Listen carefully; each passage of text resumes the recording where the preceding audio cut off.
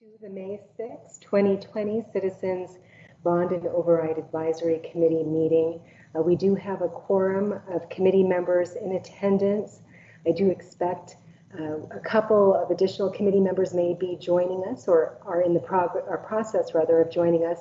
And I do need to share that is not able to join us today, so she will be absent.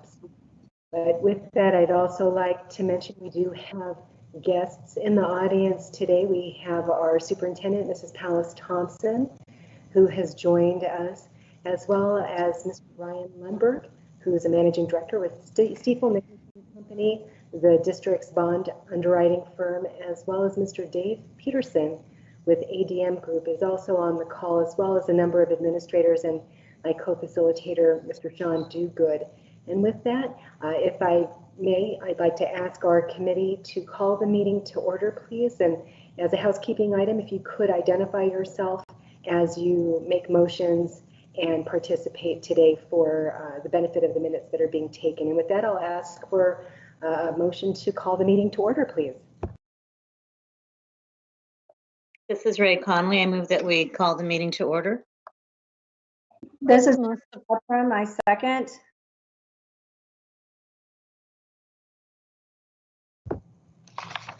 All in favor? Aye. Aye. Aye.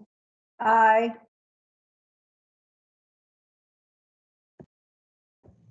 And perhaps, I don't know if we had all the full committee members verbally voting. What we probably should do as a housekeeping item is perhaps do roll call votes later this meeting, because we do have some action items, but have all present members voted as far as an aye, and then I'll ask any opposed.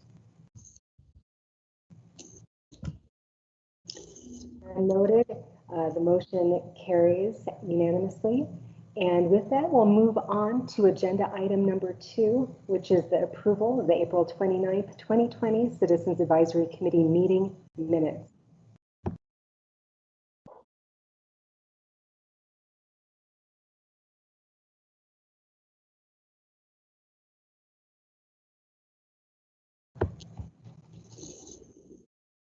We do have a copy of the minutes on the screen that Robert Oscarson is scrolling through. If members do need a few minutes to look at the document, we can certainly do that as well. There is one little typographical error. Thank you, Mrs. Conley. Where is the error, please? Roman numeral 6 on the second page of Roman numeral 6. 1, 2, 3, 4, 5, 6. 7th bullet down. It says Mr. Myers rather than Ms. Well, thank you, Mrs. Conley, for noting that.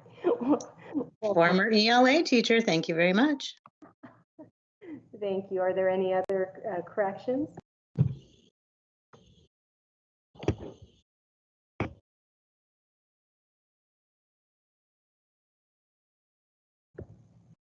Okay, hearing none, or should I ask, has the committee had enough time to make a motion to approve the minutes as noted for correction?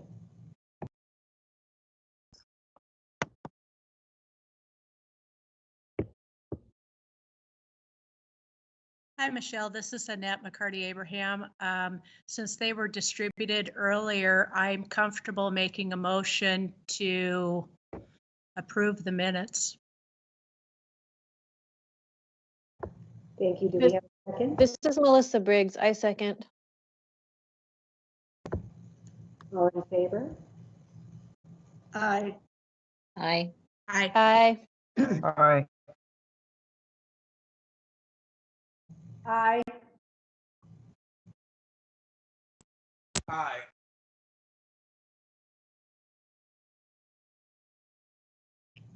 Opposed? And is anyone abstaining from approving the minutes today? And if so, would you please present your name? Hearing none, the motion carries and the minutes are approved with the noted correction. And so with that, we'll move on to agenda item number 3, please, which is a review and discussion of the May 1st, 2020 Governing Board study session that took place last Friday afternoon. And I can report that it was a very informative study session. There was very good dialogue and input from our governing board related to the questions that the committee is considering, and the board has, through updates at board meetings and in Friday reports, and then at that study session, really received a lot of information related to the meetings that have taken place to date and the data that has been shared and analyzed. And some of the questions that the committee have posed in regard to direction on bond sizes, as well as scope of the committee's purpose and any possible changes with that for facility utilization or assessment considerations. So I can share out summarized comments from the study session, but also it is out on our website. It was recorded and streamed for the community. So if a committee member has not had the opportunity to watch it, they certainly can do so. But some takeaways, and I'll also ask Mr. Duca to certainly add any comments if I've missed a takeaway. But some of the comments and notes that I took to share with our committee is that one question from the governing board that was clear is they'd like to know what are the identified truly critical priority projects for the next 5 years. And you'll recall we've shared documentation with low, medium, and high priority projects that were part of the ADM group's presentation and report to the district. And so looking at that report and then the projects by year, the question was posed by the board, can we, instead of having a 15-year planning horizon or a 1 to 5 and then 6 to 10 year, let's look at just 5 years and pull into that 5-year timeline the non-negotiable priority projects, the high priority, and then the medium projects that really can't wait past 5 years. And of course, high priority included life and safety and code issues, and some of the medium projects that were pulled in are systems, HVAC, roofs as an example. So we have shared with the committee as part of the handouts for today's meeting, and they are also on the website, that updated priority list that we'll be looking at later in the presentation. So that was one request that we've subsequently brought forward to the committee. The second comment from the governing board was our recommendations should be mindful of the tax rate, and a couple of our board members talked about a priority of a tax decrease. And also there was conversation regarding the current economic condition of Arizona and beyond, and nationally related to COVID-19, and that we should be mindful of economic factors. And so that would be something to share with the committee. The third comment and discussion was there was no direction to explore an override percentage that would be greater than 13%. There was a comment from one board member regarding 12%. So the direction would be not to exceed 13%, but with the philosophy of perhaps a tax decrease, that 12% figure was also discussed briefly. And then also there was prior commentary at a former or a past board meeting rather, and I'll mention this, and it was touched on in a broad way on Friday, that the board would appreciate more than one governing board meeting to evaluate recommendations and to vote on those recommendations, and they'd also appreciate more than one recommendation to evaluate. So that was a takeaway, as well as commentary that in light of next steps for the facility assessment and utilization study and the formation of a future committee to work with administration and the governing board with those next steps, that if a bond is being considered, that it most likely should be a critical needs bond in lieu of a comprehensive bond with new construction included in it. And so those were observations and notes that I took to share with the committee. Mr. Duguid, are there any other comments from the study session you'd like to share with the committee? Oh, Michelle, I think you covered it very, very well. Thank you. Michelle, this is Kirk Hobbs. I thought you did a good job too of covering some of the highlights of the meeting. There were a couple questions I thought that were posed a little bit differently than what you had offered. One was, I thought what the governing board asked was, what is considered priority, and not that 5 years was the window they were looking for. So I thought they were saying, is priority 1 year? Is it a 3 year? Is it 5 years? And what would those amounts be? And then the other thing that I thought that was brought up that seemed to be of high concern was the open enrollment and how that's been managed. I thought there were a lot of questions related to that. So I just wanted to add those comments. Thank you, Mr. Hobbs. And open enrollment as a conversation topic will be part of the new committee working on next steps with facility utilization and assessment. There were questions, I would agree with you, and we have an agenda item later in the meeting today that actually provides some of the applied economics data that was shared previously with the group. But going back to your comment on 1 year, 3 year, 5 year, the board has talked about, they did talk about this in their retreat in January as well, and when they were setting board goals on planning horizons. And we also with our budget team have talked about a 1 year, 3 year, and 5 year planning horizon. My interpretation, especially from one board member, was instead of having 15 years of priorities and high, medium, and low categories, if we were looking at a critical needs bond for a 5-year timeline, what were those non-negotiable projects that had to be addressed in a critical needs bond? But I certainly appreciate your comments, and I agree there have been many points made regarding 1 year, 3 year, and horizons. But immediately after the study session, we began working with our administrative team as well as reaching out to ADM Group and asked for that updated information to take the 15 years of projects that had then been further broken down to 2 snapshots of 1 to 5 years, 5 to 10 years, and to then take the 3 priority categories of low, medium, and high, and to pull into that 5-year time frame really what would need to be addressed from a priority perspective. Michelle, this is Jan. Can you hear me? Yes, Jan, good afternoon. Hi. Did the board talk about the parameters of the override and if any of those percentages could be changed to, say, make room for a more competing teacher compensation, or maybe, I don't know, just move the percentages around but still keep within the 13%? The discussion was related more to total percentages, because you'll recall under state statute, when we asked the voters to approve an override, it's up to a certain percentage of our revenue control limit. So by statute, that can be 10 to 15%. We currently have a 13% override. Historically, and even looking back at last year's committee, the committee has not at a granular level then said, okay, within that 13%, we'll allocate 5% to this category or 2% to that category.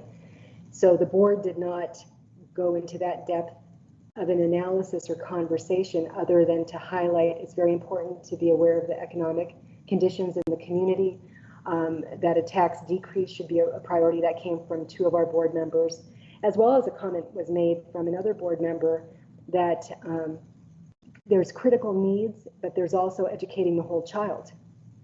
And so we should be mindful of some of the supports of the environment and educating the whole child that have been included in past bonds and overrides, because sometimes you'll hear us talk about aesthetics and, you know, what's a non-negotiable critical project and what's more of something that would be a lower priority and might have an aesthetic quality, but yet there's data that supports having a clean and pleasing environment or natural light, and those other types of things can foster learning.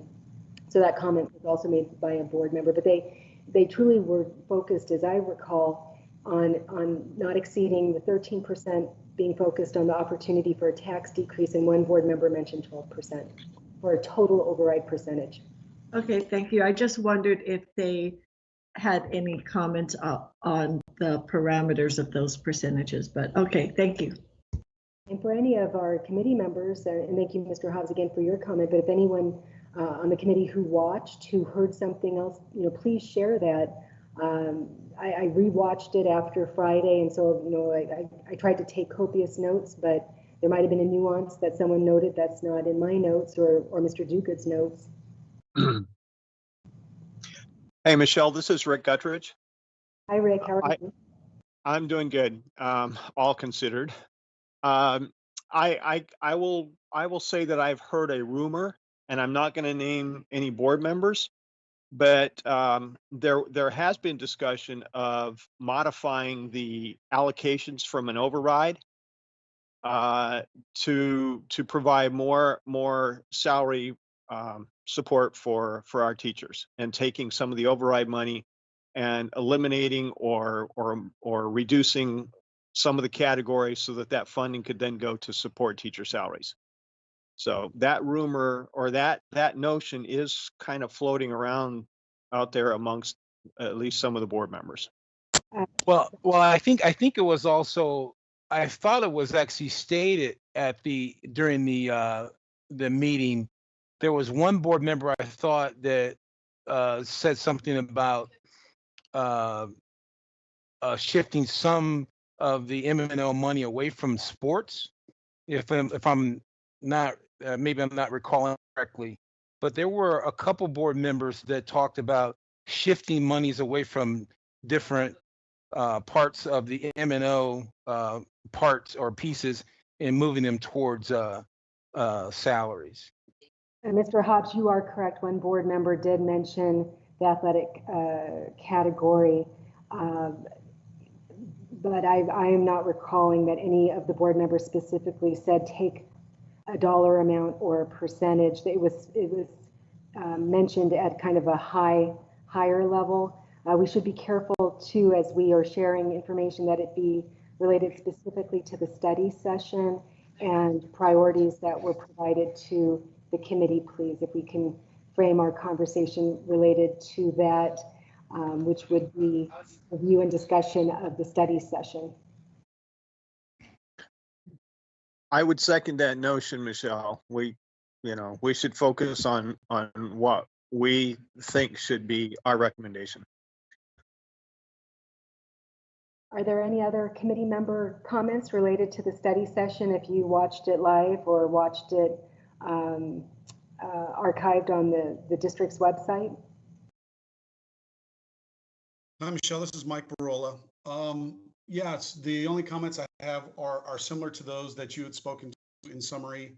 What I received, at least in listening to the study session, is that the priority for everybody was the override.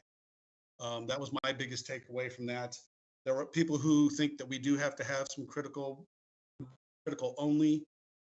No particular numbers were, but they said to go back to these, like you mentioned, and I heard as well as the 1 to 5 kind of needs, the first 5-year needs circumstance, but overwhelmingly the priority for me in my takeaway anyway, at least what I observed or heard, was the priority for the override.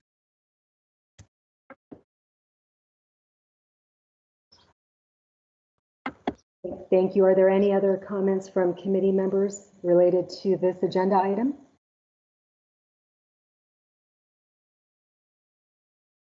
All right, well, then we'll go ahead and move on to agenda item number 4, please, which is high school land parcel cost. And at the last meeting, we had shared information on the cost of new school construction for high schools and elementary schools, and there was a request on the cost of land specifically related to high schools, because the majority of the time school districts do receive donations from developers for elementary school parcels, but we typically buy high school parcels. And so Mr. Deeg was able to do some research related to a 50-acre parcel, working with a group called Land Advisors. And it's interesting because the caveat is a snapshot in time. And we saw a range of pricing that that was anywhere from, depending on where it was, and that's not necessarily, you know, up north in Vistancia, so I want to be careful to put that caveat. This is just general comments.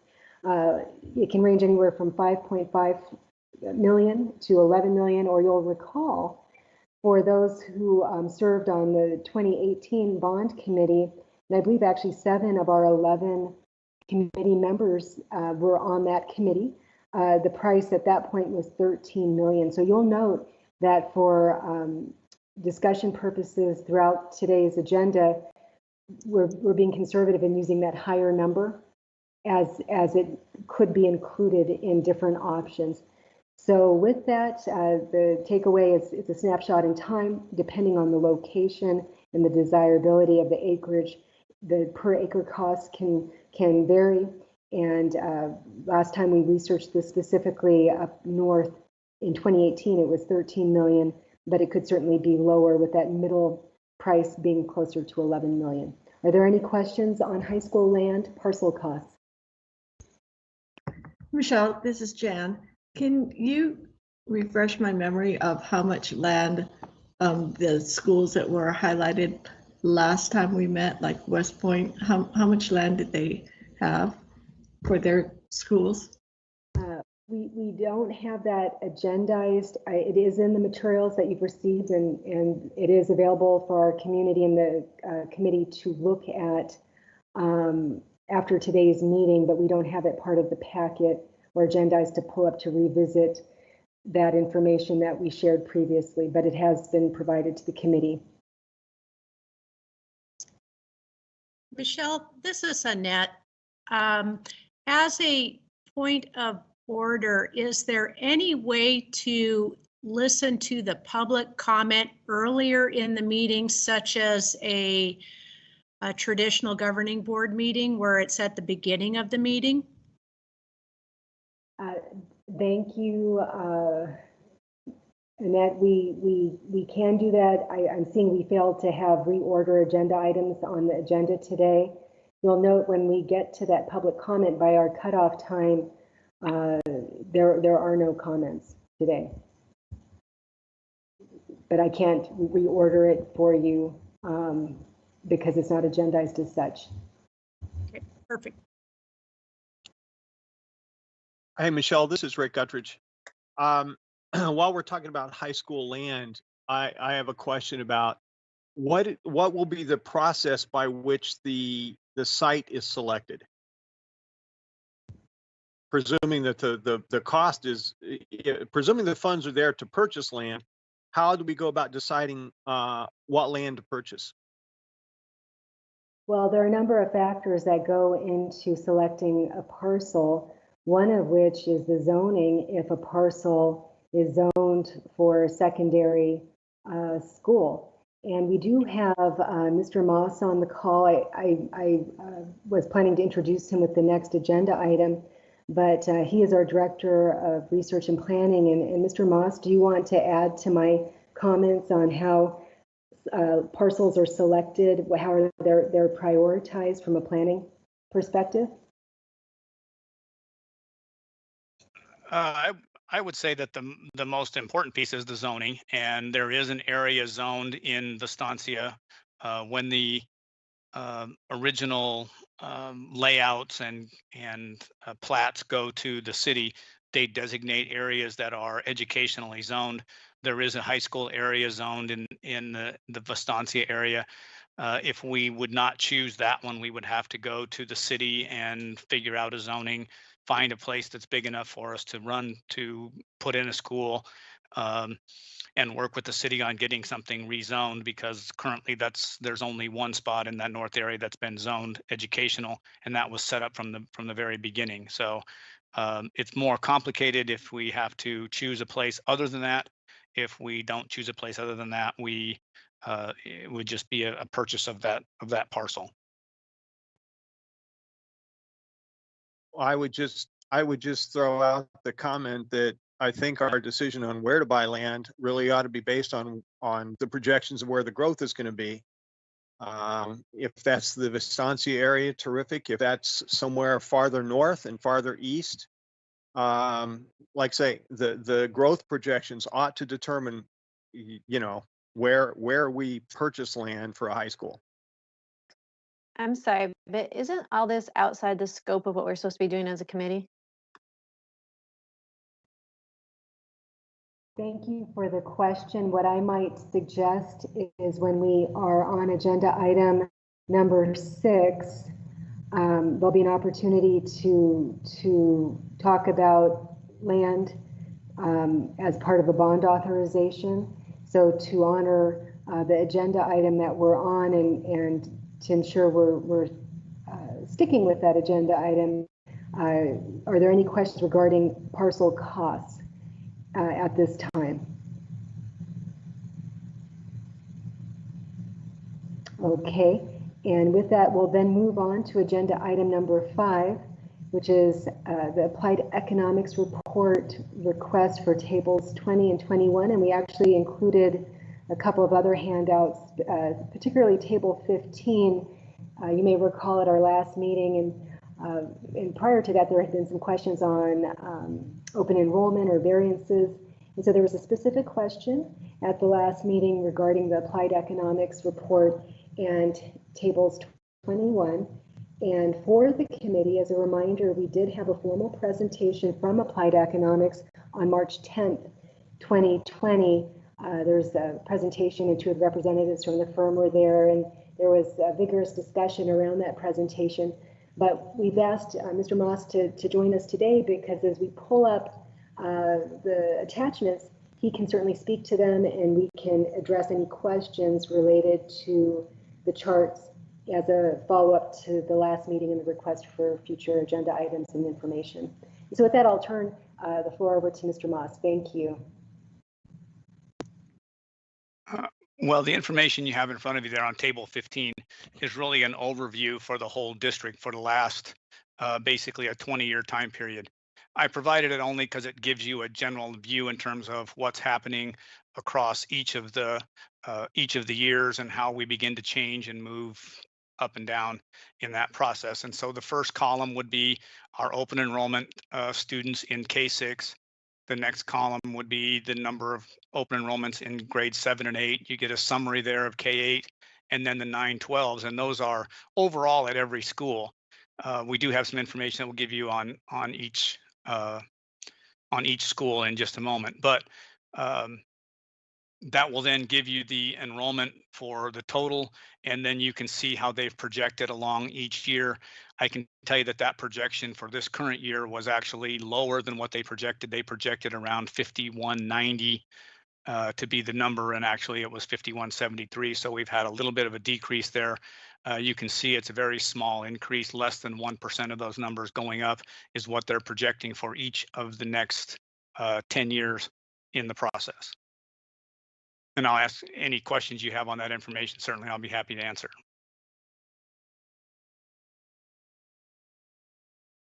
Okay, Robert, if we will go to the next slide there. That is table 22, Robert. I need table 21 or 20.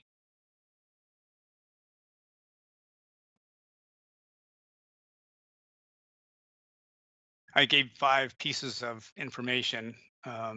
These are the enrollment numbers. If you click on there, go back and click on there while we talk with them, but I need the other 2.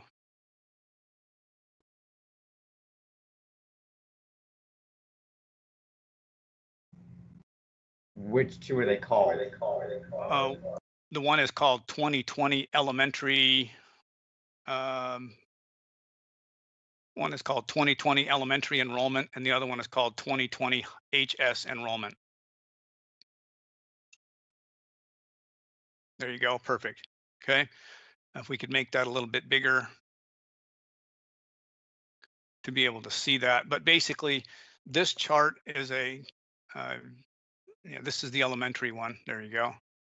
And basically what this chart does is this chart gives us the number of students who live in the attendance area and what school they attend. For example, if you take a look and start in the upper left-hand corner there, Altaloma has 606 kids who live in the Altaloma attendance area who actually go to school at Altaloma.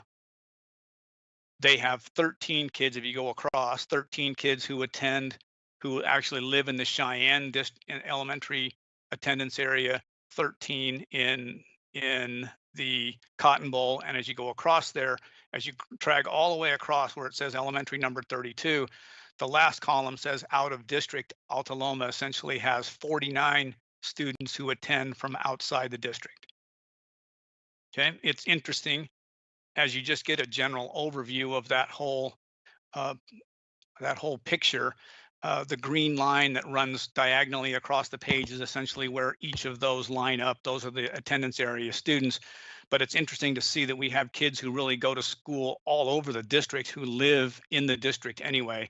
I know I've talked with Mr. Duguid about this all the time, but it amazes me every year. If you find Oakwood Elementary down there at number 19, you can see that they have an enrollment of 980 students, and they only have 400 of them who actually live in their attendance area.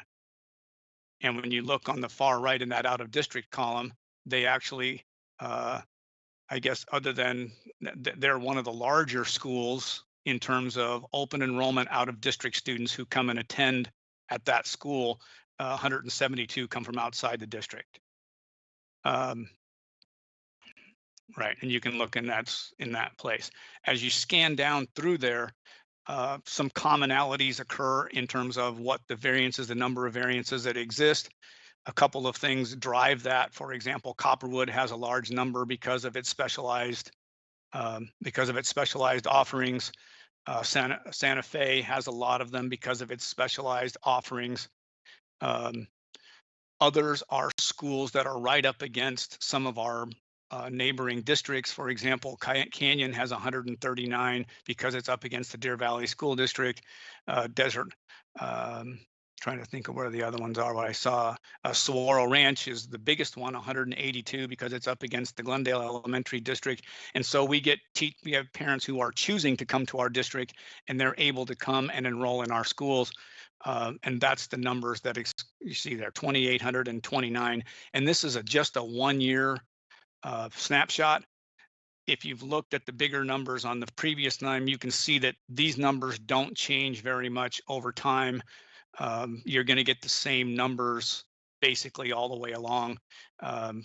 They may increase 3, 5, 10, 15 at any one school, but none of them are going to be major changes that are going to occur. I'll wait for questions if you have questions on this information.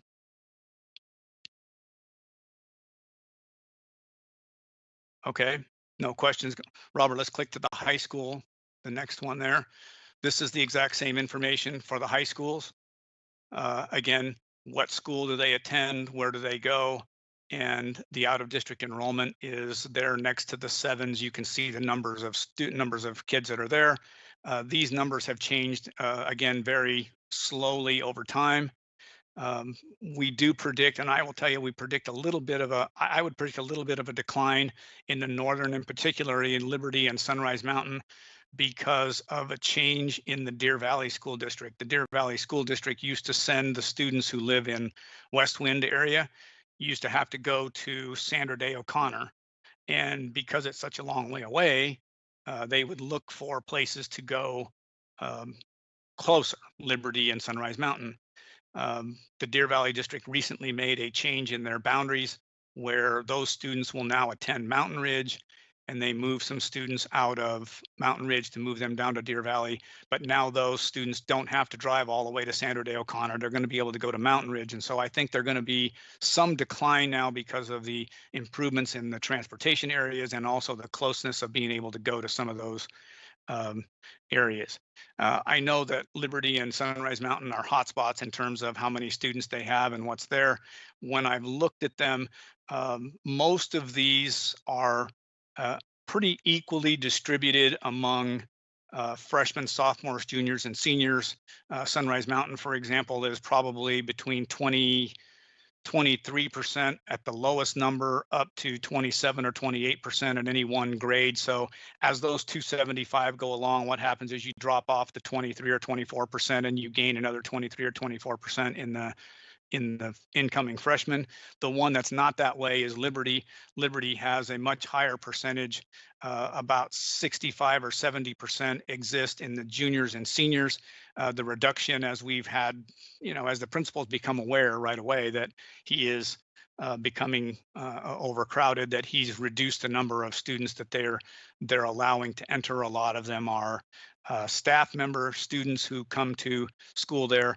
And so it's about 70% in the juniors and seniors at Liberty, as opposed to some of the others, which are much more equally divided among all of the grade levels. And again, if you want to look at those, certainly we can answer any questions.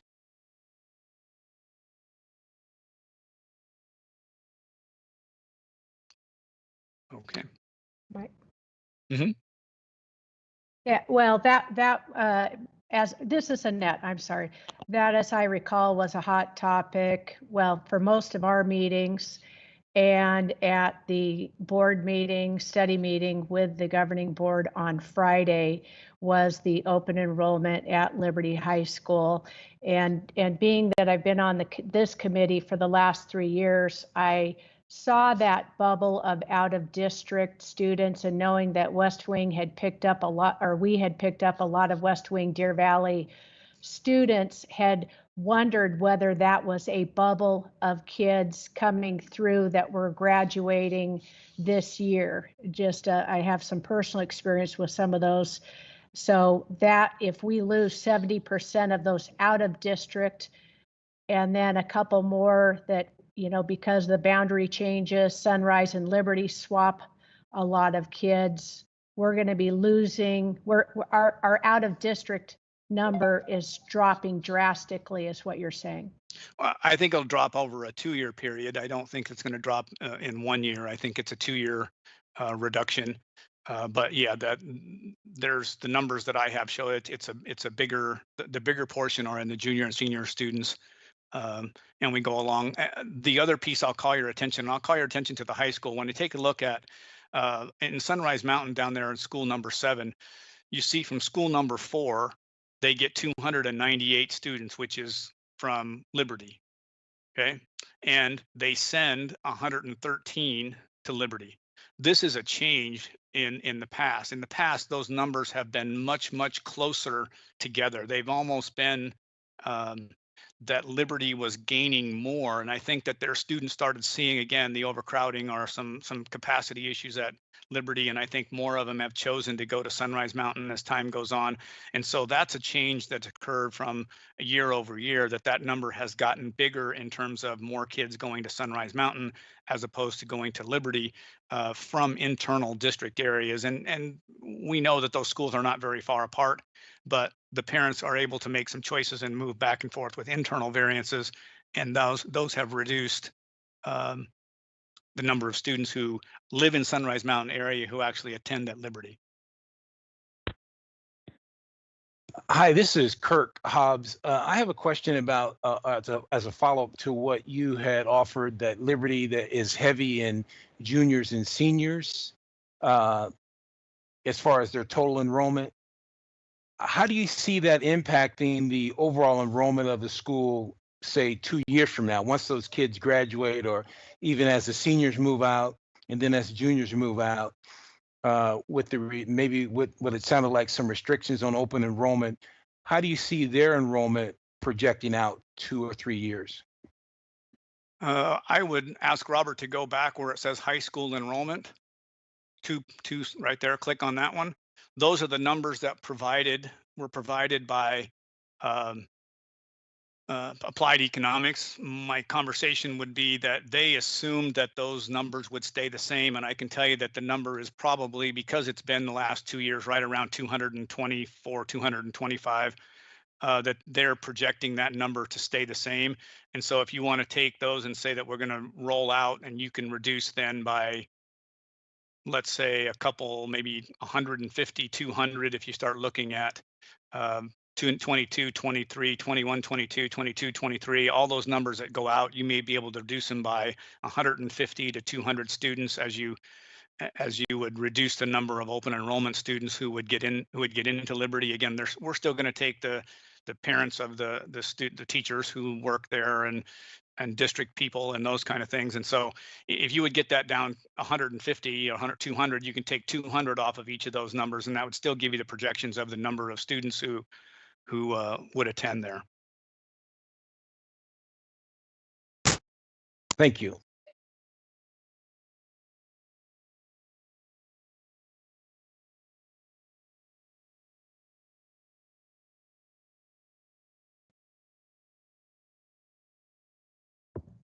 Thank you, committee members. Thank you, Mr. Moss. Are there any other questions regarding the information that has been shared today?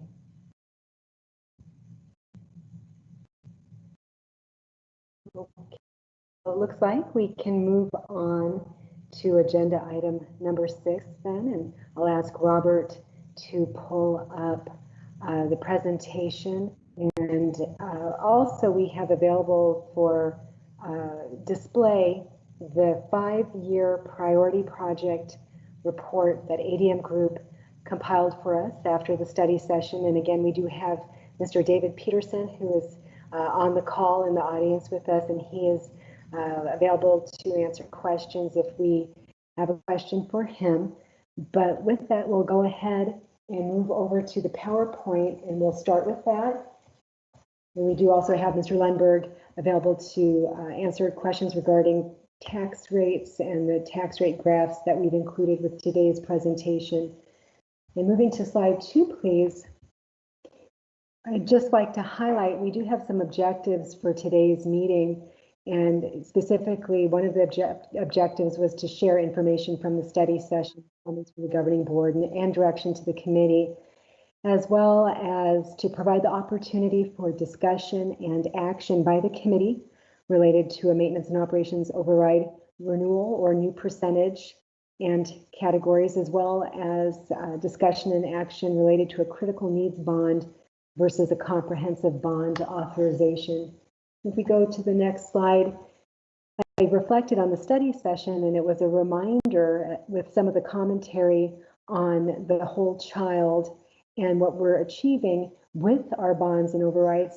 With that, we should always go back to the district strategic plan, and that's important because there are 4 objectives of which the community views the Peoria Unified School District, including, of course, student success being a primary focus, but safety and well-being, community connections, and of course, stewardship of community resources. And all of those perspectives really apply to the decisions and recommendations that are going to be made today, over the next few weeks, and ultimately by the governing board. And so I just wanted to remind our committee of the strategic plan, and that recommendations should take into consideration all 4 perspectives of the district's strategic plan. And then the next slide, the reminder of the scope of work for the committee. And that was touched on at the study session, and the need for a committee to be formed related specifically to the facility assessment and capacity study. The key piece there would be the capacity portion of the study, as well as opportunities for some of our schools to have other purposes or to have modifications and perhaps boundaries and those types of activities. That's outside of the scope of this committee. And so that was revisited, and I suspect the governing board will be moving forward with next steps related to those future decisions and discussions for utilization and related outcomes. We go to the next slide, please. Considerations from the study session specifically were the tax rate, assessed valuations, and associated property taxes.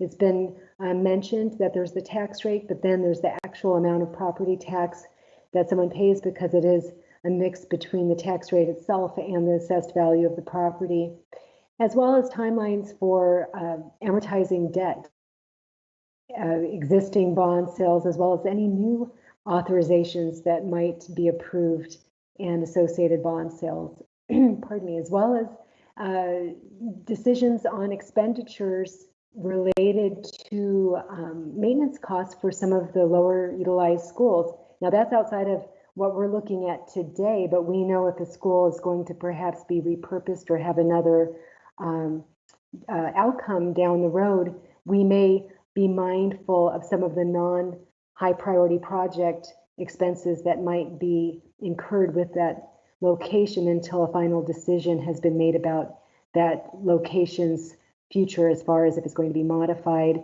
or have other opportunities or purposes. And then last but not least, or second to last but not least, 2 ballot questions versus 1. And that's important too, because the economy, the considerations that oftentimes when there are 2 questions, only 1 is successful. And the fact that we are working with a very specific timeline now with our override, and then enrollment projections. And we just spent quite a bit of time talking about out-of-district enrollment and applied economics reporting. So all those considerations are part of the decision and discussion that is forthcoming. I was asked at the last meeting what was in our 15% override, what was the additional value, and we had that ballot question. And so I'll start with the next slide with a reminder of our current 13% override and the areas that that funding supports. It's similar to the 2018 committee, where we have 7 of the 11 2018 members coming back. We have a large number of committee members returning from last year. And with that, there was a lot of time dedicated to providing presentations on the various support areas and how they impact the whole child, all of the considerations with the district strategic plan. So we have what has been in place since the community approved our 13% override in November of 2015. And what was different with that particular override going to 13%, it included 2 new categories, which was all-day kindergarten being funded by the override, as well as the ability to provide additional teacher and staff compensation. So that's all in our current override. If we go to the next slide, and again, this is just for reference purposes only. But I was asked the question, well, what would the additional funding, what would it have paid for? We had included, again, teacher and staff compensation, but the new category that was so critical was the student, staff, and school safety. And an override cannot be used to pay for construction or capital items, but it does fund positions and M&O eligible expenses, which could include training. So that was the difference last year between the 13 and 15%. And we also, if you'll recall, brought 2 recommendations to the governing board last year to make a decision between, and ultimately it was the 15% that moved forward.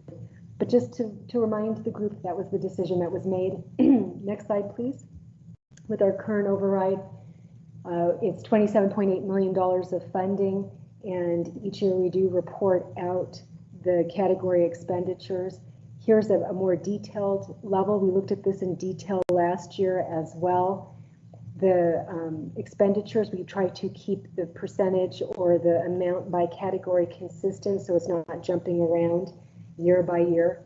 But if a category was not in place, the dollars from the override that were allocated to that particular category would not be there. Or if, for instance, you added a category, as an example, if you added safety related positions and M&O expenditures, that would then take from the dollars that are available for the other categories that are already in place. And if we go to the next slide, please, and following along here at home, so I'm going to advance my slide as well. So in a nutshell, and I'll summarize what I just covered with the last 2 slides, there are opportunities for the committee to recommend a new category, to recommend that the categories continue as recommended. And again, a lot of time was spent last year evaluating the current categories, or the current categories could be included in a different override percentage if the committee is looking at something outside of 13%. We've looked previously at the tax rate associated with the varying percentages for a maintenance and operations override by statute. It can be 10 to 15%. It also can be a 0.5%. It doesn't have to be a full percent. But in this example, we have the full percent associated with each dollar amount. As I mentioned, 27.8 million is the current funding in fiscal year 2020. And then we'll see the associated tax rates with each percentage, and the difference is about 11 cents by category, and approximately $2.1 million of funding differential. And if we go to the next slide, please. You'll see I've got that example of that 0.5% just to bring to the conversation.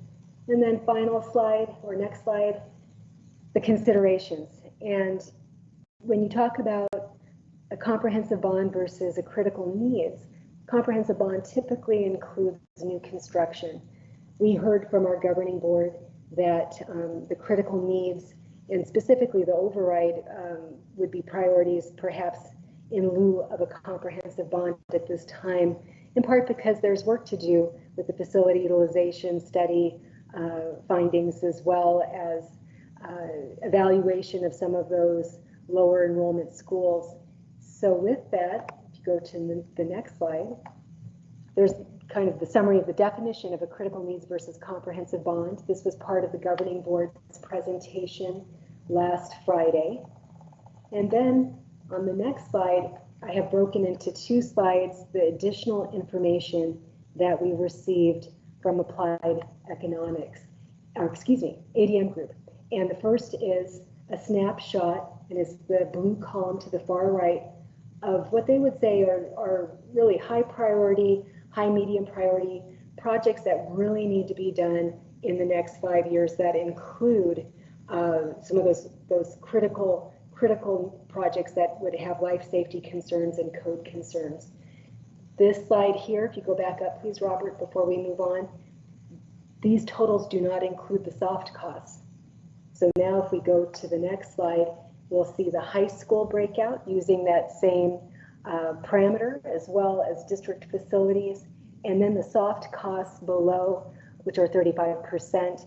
If you multiply that by the categories, ADM Group has shared with us that that 5-year planning horizon would include $119,884,313 of projects. And I'll stop before I move on if there are any questions for Dave Peterson regarding the summarized information. You've seen the data with a 15-year view. You've seen the data sliced and diced by low, medium, and high priority, and then the 1 to 5, and then the 6 to 10-year snapshot. Here we have truly, at a granular level, the 5-year needs.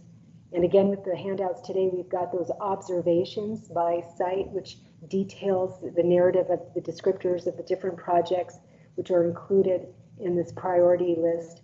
But with that, I'll pause to see if there are any questions from our committee for Mr. Peterson. Hi, Michelle, this is Kurt Hobbs. I apologize if I missed something, but where is the 5-year or 1 to 5-year high priority? Just setting aside, not high, medium, but just high priority. We specifically asked with this, and if you go back and compare the information side by side, this excludes the medium priority that's not critical to be addressed in the next 5 years, as well as the high priority. So ADM Group, and I'll let Dave speak to this in more detail. We were asked, can you please provide us, a non-negotiable number that really needs to be addressed in the next 5 years? And Dave, if you'd like to comment on the methodology on how this was compiled, please, we would appreciate that. Thank you. Sure, thank you. Thanks for the opportunity to be here.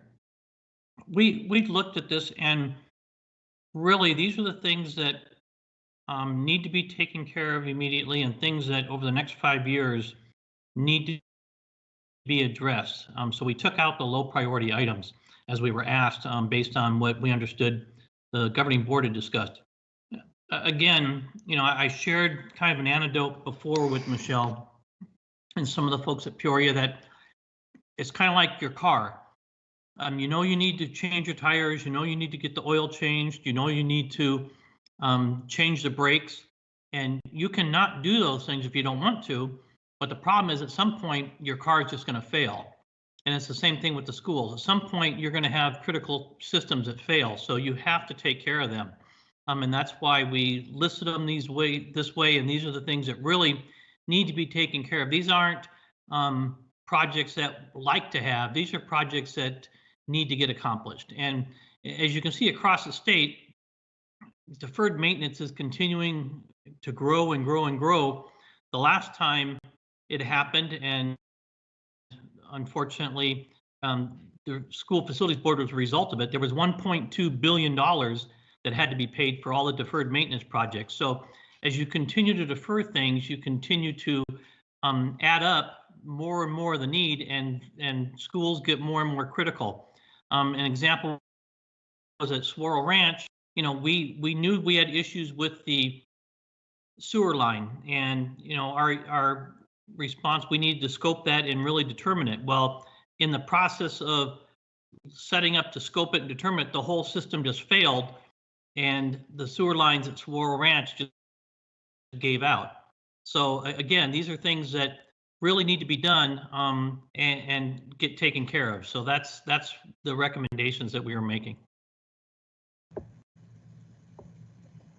Thank you, Mr. Peterson. Also, I did receive a question, and I'd like to make sure we can comment on that as well here with this slide. We have shared projects that have been completed by the district or are underway, and so ADM Group was aware of those projects, and if they had listed something as high priority or medium priority, and the project has been taken care of to date, that has been adjusted. And you may recall from the presentation that ADM Group gave on April 15th, they had Alta Loma as an example, and they showed, and I'll let Dave speak to this, it was a master plan analysis and then the slicing and dicing of the high, medium, and low priority projects. And that's an example where they had actually taken into consideration work that had been done and adjusted the number. And Dave, if you'd like to speak to that, please. Sure. The summary sheet for Alta Loma had a higher number for the actual priority projects. I believe it was somewhere in the $180,000 range or so. And then in our actual final accounting was down around 153,000 or so, if I remember right. And that's because the district had completed some of the work on that list as part of their work order projects. As I talked with the facilities folks, I believe over the course of time, we started this process back in October. So it's been 5 months, so 8 months. Since then, the district has done work, and we've been adjusting as they've been going along. Our reports were a snapshot from our walks, and they needed to remain that way from what we saw and what needed to be done. And then the actual totals need to get adjusted as projects, for lack of a better term, come off that list because they get accomplished by the district. And I think the district has accomplished somewhere in the realm of a couple $1 million worth of work over the last 8 months of project things that actually got reduced. I believe that's the number that facilities folks shared with me. So this is truly initially a snapshot in time, and then a dynamic process as things get taken care of and accounted for, so that again, they're not done twice, and the taxpayers aren't asked to fund something twice.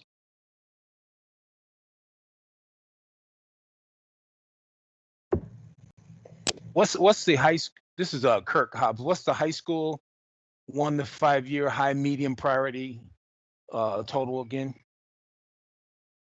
It is $25,194,255, but you have to multiply that times 1.35 to apply the soft cost.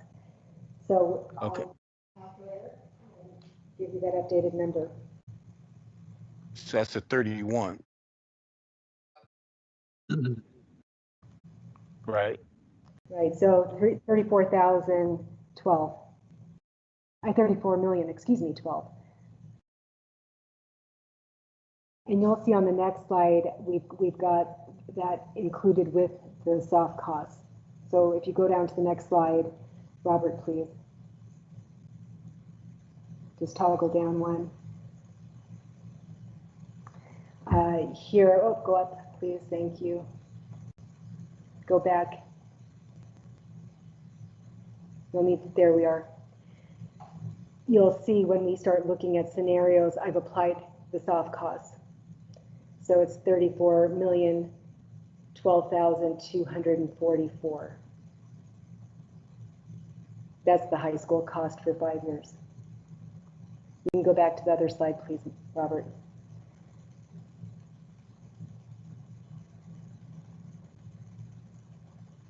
You were actually on the right slide, sir.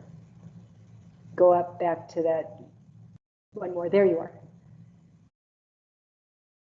Did we answer your question, Mr. Hobbs? So maybe just give me the bottom line. So for both high schools and elementary schools, the 1 to 5 year high, medium priority amounts are, looks like it's what is it, 100 and some million, right? The total including facilities, 1 million. $119,884,313, including costs. Yeah, 119. Okay. All right. Thank you. Are there any other questions regarding the 1 to 5 year analysis that we have been provided and the dollar amounts before I go to the next slide? Okay, we'll move on then. And as I highlighted, we've taken the information that we've received from ADM Group, as well as information we've received from our technology department and transportation, and looked at those costs as well as the cost of new land. And if we take new construction out of the mix of options, we can start looking at potential critical need bond scenarios. And with the information we have to date and the ADM Group numbers that we were provided over the last few days, we've taken those amounts, and you'll see that's in column 1. And again, with the soft costs, the elementary priority projects for the next 5 years are about $82 million. And then we have 34 million for high school priority projects, and the district facilities would be 3.9 million. And that's straight from the ADM report. We're on the high end estimating land would be 13 million. It could be lower. And then you'll notice in the category column, Mr. Gay and his team presented $33.7 million worth of technology needs, as well as transportation needs in excess of 10.8 million over the next 5 to 7 years. But I'll note within that transportation request, there were vehicles that were not necessarily student transportation vehicles, meaning transportation buses, special education buses, small buses or vans that could be used for athletic student transport. So that we whittled down the technology and transportation requests to be 30 million and 7 million respectively, with a snapshot for this first option of $169,884,312 if we combine all of those categories. We've talked about the remaining bond proceeds from our 2012 program, as well as we have received capital restoration in recent years and expect, again, all things being equal with the economy, and that is a caveat, that if that restoration continues, that we would be able to budget $6 million of that capital each year to add to the remaining 2012 bond proceeds, to therefore offset the cost that we've identified for a remaining amount for a 2020 critical needs bond. And so for this first view, you'll see that identifies a $125 million bond authorization. Now I'm going to go to the next slide. If we consider the tax impact of that, and I know this is small, but you have it in your materials. We've looked at tax rate information going back to February and then on April 22nd. And then again today, you'll note we've included the April 22nd tax rate schedule related to $125 million authorization. The blue bars are our existing bonds that have been sold to date, and the amortization, which is the payback period and the tax rate associated with those bonds. And then the gray would be a new authorization and the sales associated with that authorization, and then the amortization or the payback over time. Now you'll note that the snapshot that we brought on the 22nd, the projection, the estimate, had a combined year of payments of 22 years. If we go to the next slide, we were asked by the committee in priorities related to tax rates and amortization timelines, could that be perhaps shortened? And so think of when you buy a car versus a home. Anytime you finance an amount, you don't want to finance it for too many years because there's an impact from having an amortization that's too long, but also there's a natural timeline. And so we were asked, could an authorization be paid back within 10 years? And depending on the size of the authorization, and you'll see that in the materials we sent out, if you had a small bond authorization, something at 75 million or below, you start getting into that really small timeline. But here with $125 million authorization, it can be reduced to 15 years, but there's a trade-off for that. And what we mean by that is if you have a shorter payback time, and this is the case when you buy a car or with buying a home, a mortgage, the shorter the amortization, the larger the payment to honor that shorter payoff timeline. And so we can certainly shorten the amortization timeline, but it impacts the ability to have future bond authorizations until you reach a certain point with the amortization. And what I mean by that is if we toggle between the two slides, you'll see the tax rate does not decline as much. Thank you, Robert, and then we'll go back with the shorter amortization. And hence, with a shorter amortization, with the scenarios we'll talk about today, what it does is it still allows for a declining and then a flat tax rate, but it also puts the district in a position where any future bond authorizations for the next 8 years would have to be somewhere between 25 and 50 million or below a threshold of possibly as high as 75 million, because we would not be able to keep the tax rate flat. You could do it, but it would possibly create a tax rate increase. So that's the balancing act. We wanted to honor the request to look at amortizations. They can be shortened. What that does then, it increases the tax rate, and it also limits the ability for additional bond authorization. So case in point, if you had a critical needs bond and then in 2 years you wanted to go out for a new construction bond authorization, or 3 years, once decisions had been made on next steps in that area, it may not allow you to keep a flat tax rate and have an authorization at the dollar threshold that you need to build a high school, as an example. And at this point, I'm going to pause and ask Mr. Lundberg if he'd like to comment or add to what I have shared. Thank you, Michelle. Very well said. I would like to point out that with the blue bars for our existing bonds, you can see that we've now that we're towards the end of the amortization, we've tried to step down the payments as the years continue, thinking ahead, knowing that every district of Peoria size every 5 to 10 years is not only going to have critical needs, but also new facilities type of needs there. So I think Michelle did a great job pointing out that there's 2 different kinds of scenarios we show here. One is where we show the tax rate declining to accommodate room for future bonds. And then the second scenario here, maybe a bookend, was to maybe save interest and incur the higher payments while still providing for a tax rate decrease. However, it kind of pinches your future bond capacity within the tax rate over the next 7 to 8 years.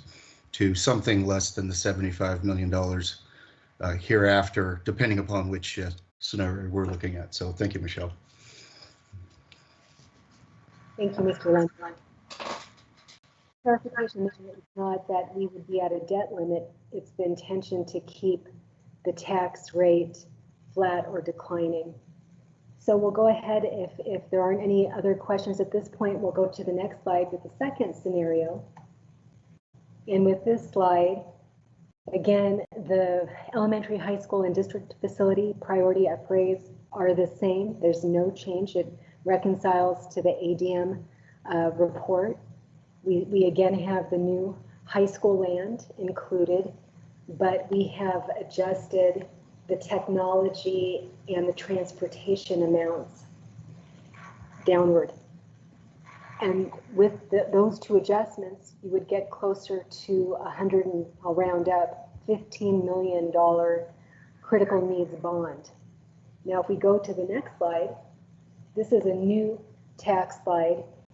When we looked at our prior scenarios from a tax perspective on April 22nd, we did not have a $115 million amount. We had 75 million, 100 million, 125 million. So this is in between. So we don't have a comparison slide from April 22nd to look at in conjunction with this new slide, but the outcome is the same. You'd have a 15-year combined payment timeline. And then again, you have the blue bars, which represent our existing bonds that have been sold and the amortization schedule associated with those sales. And then the gray would be the new bond authorization with 15-year timeline. And again, the same would hold true that with this size of an authorization and amortization period, there would be on the amount that can be authorized for 7 to 8 years for a new bond that might be brought to the community to keep the tax rate flat or declining. Any questions on this slide or comments as well? Okay, we'll go to the final scenario for discussion purposes, again as an example for the committee. And with this scenario, we take the land out. So the difference between the two would be we take the land out, and double checking that everything else is the same. Yes, it is. And with that, you get closer to $100 million authorization. And then you go to the next slide, which is the original April 22nd tax graph. And there was a 20-year combined year payment amortization. Again, the blue's the existing bonds, and the gray would be a new bond authorization.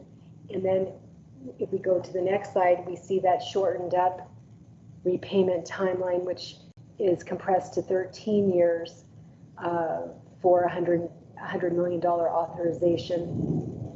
And the caveat is true with that scenario as well. The shorter the amortization, the more pressure it puts on the tax rate if there's an additional bond authorization within the next 7 to 8 years. So with that, that concludes some of the discussion points that we wanted to summarize, bringing back information related to requests we've had from committee members and the new information from ADM group as well. And the next slide would be questions and comments, Robert, please. And so I will pause now so we can answer questions from our committee. Thank you.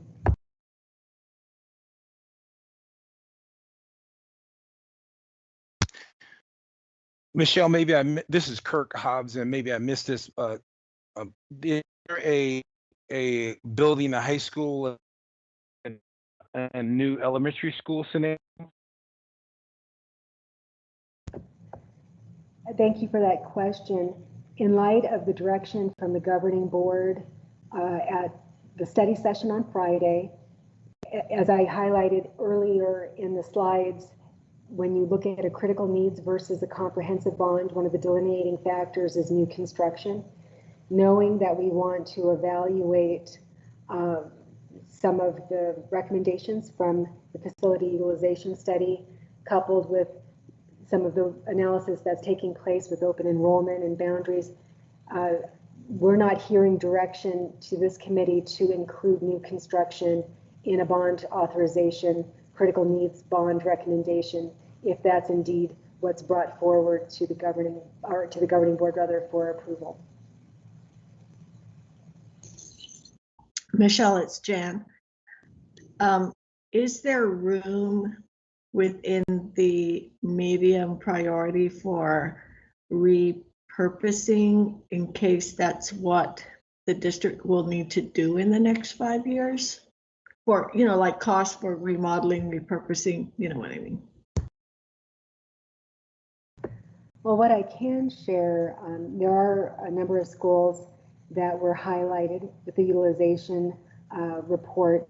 And if memory is serving me correctly, there were 5 or 6 that were under 60% utilization. And so as those sites are being evaluated, as well as budgeted expenditures, of course, anything that's critical needs, life and safety, as far as, you know, repair that's code related or where someone can get hurt, those things need to be taken care of immediately. But planning for the long term, outside of the priority projects, for instance, remodeling or building a wing on a campus, things like that, that's not included in the 3 snapshots that we've provided for consideration and discussion, because in part the majority of each scenario ties back to the priority projects that ADM has identified. So there might be some, my long-winded response would be, there might be some savings with some of the schools if they are identified as being prime for new opportunities or other options, where you might be able to use some of the funding for that if the repurposing didn't necessitate the priority project. But these options that are being discussed don't include those types of expenditures. Okay, but that first amount will keep the tax rate flat, correct? Are you looking at the first scenario? Yeah, the first scenario. Okay. Robert, would you please go back, please? Slide 16.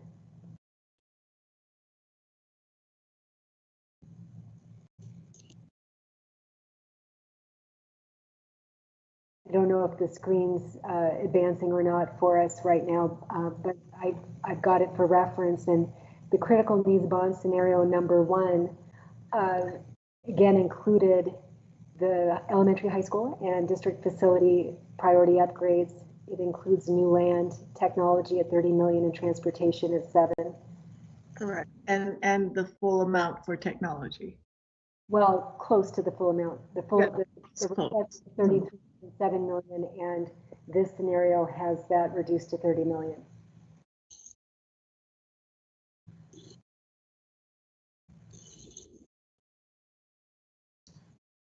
Okay, but that keeps the tax rate level. It would actually be declining depending on the amortization. The shorter amortization, it would decline and then flatten out. All right.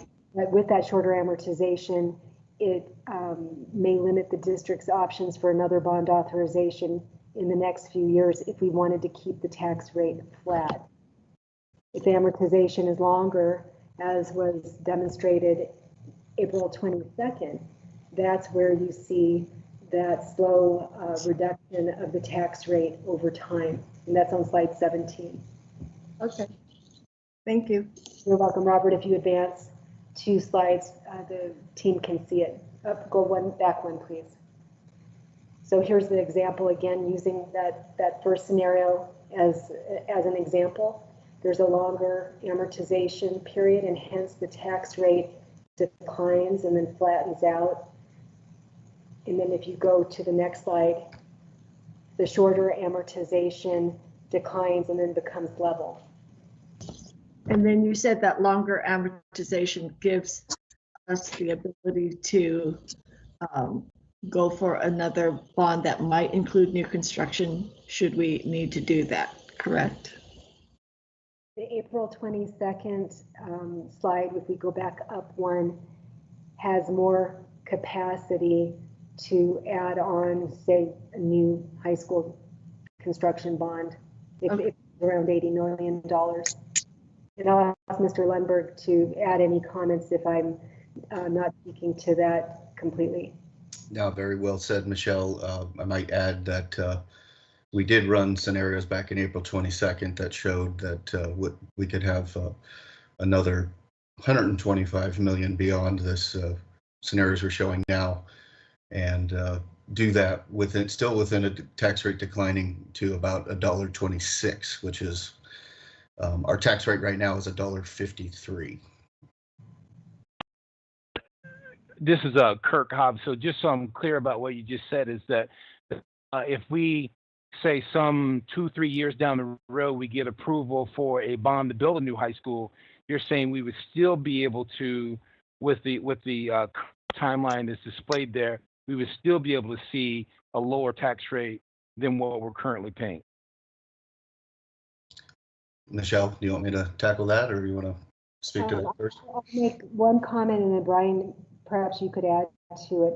There are some assumptions in this projection, and one would include the assessed valuation of taxable property.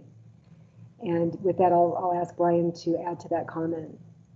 Mr. Hobbs, the answer is yes, as long as we don't have too short of an amortization and higher payments associated with it on the critical needs bond to sort of get in the way. So somewhere between the April 22nd longer amortization and this May 4th shorter amortizations would be something more ideal to allow also for the new construction and still allow for a tax rate decline from the current level. Well, that's good to know. And then I think Michelle had mentioned during the study session that a construction creates a unique challenge in the sense that the bonds have to be sold in a shorter time period. Did I understand what you said correctly? Thank you, Mr. Hobbs. I think my comment was when you have an authorization, and depending what's in that authorization, including new construction, let's say as an example, you have a new high school included in the authorization. If you're selling bonds to facilitate construction costs, you have certain bond sizes that you're managing, so you would never sell the entire bond authorization in 1 or 2 sales. You plan the size of the sale, also being mindful if there's technology equipment or equipment that's bond eligible but requires a shorter amortization payback because you can't have bonds outstanding for longer than the useful life of the asset that they're funding. All of those things come into consideration. So if you're building a new high school, you also wouldn't sell $30 million in bonds that year to purchase technology needs, and then another 20 million for construction and transportation. You have to be mindful of the size of the bond sales as you go through the authorization. Given that scenario that we are looking at 1 to 5 year critical needs, we're assuming that this would be work that would be done within 1 to 5 years. And so are we saying that we would probably not be able to then build a high school, probably any more than maybe it would take? We would not have enough room in our to be able to keep the taxes at a decline or at lower than what they are now, until we wouldn't be able to build a high school maybe till 3 to 5 years out, and still, because otherwise we'd have to sacrifice some of those things that are within that critical needs period, right? Do you understand what I'm saying? I do. If I could comment, there are phased sales and embedded in the amortization, the technology dollar amounts. So you have a critical needs authorization and the sales associated with that authorization and the associated projects. If you then had, say, 3 years from now, of an authorization to build a new high school, the sales from that authorization would be separate from what has been sold or is pending sale with the critical needs authorization. And all of that's taken into consideration with the sizing and the duration to ensure there isn't a tax rate increase. And Mr. Lundberg, would you like to add to that for clarity? Sorry, I was on mute. Not much more, Michelle. I mean, the answer is yes, it can all be accomplished if it's, if we don't let the payments get too high on the first couple of years. And so we, in April, we assumed that there would be 7 years of sales, which allows for up to 10 years of spending. And that encompassed both the new facilities and, non-critical, I guess, projects that we're looking at now. And we were successfully able to do all those projects and let the tax rate come down from where it is. And again, they just have to be managed over the, spending over a 5 to 7 year period. But I will share with the committee for additional consideration. We've brought forward information related to override percentages and examples of critical need bond authorization amounts based on 5 years worth of needs, priorities related to construction and maintenance at our elementary and high schools. It's important to consider, though, the tax rate in combination. And we heard tax decrease. We're trying to demonstrate that from a bond authorization perspective, that's achievable depending on the amortization timeline. Of course, assessed valuation increases do contribute to the reduction of an M&O override tax decrease, but the percentage, if renewed at 13%, would hover around where it currently is. The comment I'm trying to make, though, is the override has a sunset date. It has a critical timeline for consideration where if you bring 2 questions forward or several options for the governing board, meaning perhaps 2 override percentages to consider and associated categories and a critical needs bond recommendation that could be added to one of those override recommendations, do 2 questions bring the opportunity to not have either question pass? Another option would be, instead of a critical needs bond at this juncture, do you in fiscal year 2021, if the work has been completed related to new construction, go out for a comprehensive bond? So those are also things to consider. We heard from the board that the override, I recall commentary, one question versus 2 might be a priority. So even though we can craft a critical needs bond, we don't necessarily have to bring 2 questions forward, or you could certainly pick an option with a critical needs bond and perhaps 1 or 2 override options, and that's what's brought forward and recommended to the board to consider over the next 2 meetings.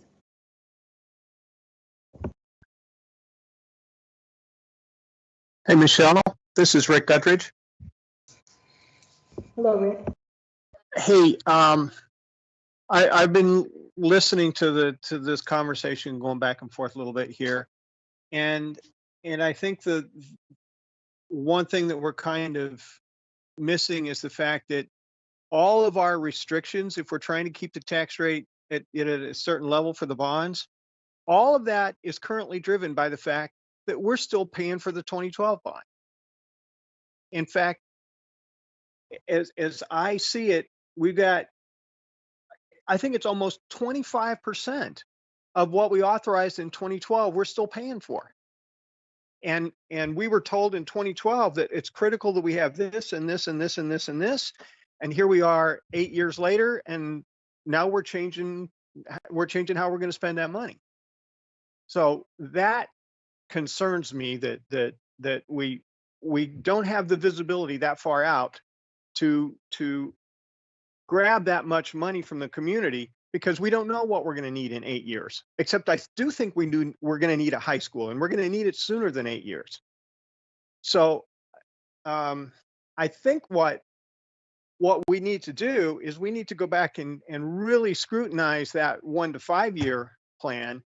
And we got to figure out a way to shorten up these expenditures and get these things paid off sooner so that we do have that capacity. And I know that's a balancing thing. And I guess what I'm saying is I don't think we're balanced yet. I think we're moving in the right direction, but I don't think we're balanced yet, because adding that much money and stretching it out over all those years is going to impact what we're going to do in terms of new construction and stuff that we know we're going to have at some point. The other question I would like to see, because I think this would put everything in perspective. We're trying to keep the bond issues and the override issues sort of separated. But if you were to take one of the bar graphs for the bonds and add another color and another bar to it, and that's the override cost, and override it at 15% and override at 13% and override at 12%, and tack that on top of the bonds and let us see what the total tax impact is on the community. I think that would be a helpful thing to have. Well, Carter, do you think we can move on to the next agenda item so we can actually take something forward in the next 30 minutes to the board, because they really wanted something to discuss? We can certainly move on in just a moment. I'd like to remind the committee that on February 26th, Randy Stein from Stiefel actually provided a reference tool. And Robert, if you just quickly pull that up, please. And this dovetails to a question from the last committee meeting. So Robert will pull up what I'm referring to. It was an added language. Which one? It's the property tax information example, please. Thank you. So the committee may remember we walked through this in detail using the 2020 tax rate. And the reason why I'm bringing this up now, the question was posed last time we met, well, what's the impact on an average home? So we have the ability using this average home in Peoria or Glendale, full cash value, limited property value, limited assessed value, which is 10% of the limited property value. And the math formula, again, is limited assessed value divided by 100 times the tax rate. If you're curious what the impact is, we've got, depending on the amortization, we can modify that secondary. I've highlighted it right there in gold highlight, tax rate, and you can see what the dollar impact is. So that's something that we could certainly provide with the agenda item with the governing board, or as a follow-up if the committee meets again. We do have another meeting scheduled for next week. But with that, why don't we move on, if the committee is ready to do that, to agenda items 7 and 8, starting with 7 for the override, if everyone's agreeable, and we can continue this conversation, but it also would allow for motions and action to take place. Michelle, this is Patty Beltram. Hi, Patty. I move that we have an override at 13%. As the maker of the motion, and after it has been seconded, I'd like to be the first speaker on this motion prior to amendments and further discussion. Okay, and as we get into these two agenda items, if each committee member would clearly state their name for minute purposes, and when we vote, we're going to do a voice roll call vote, please, so we can record specifically that each person voted and how they voted, if we could do that. This is Annette, and I think Patty needed a second on that motion for the 13%, so I will second it. We have a motion and a second. Discussion. This is Patty. As the maker of the motion, the reason why I speak in favor of this motion at 13% is so that we can keep the language of maintaining our current tax rate. As for discussion, I am open for discussion as to the keeping of current categories or to changing them, but keeping within 13%.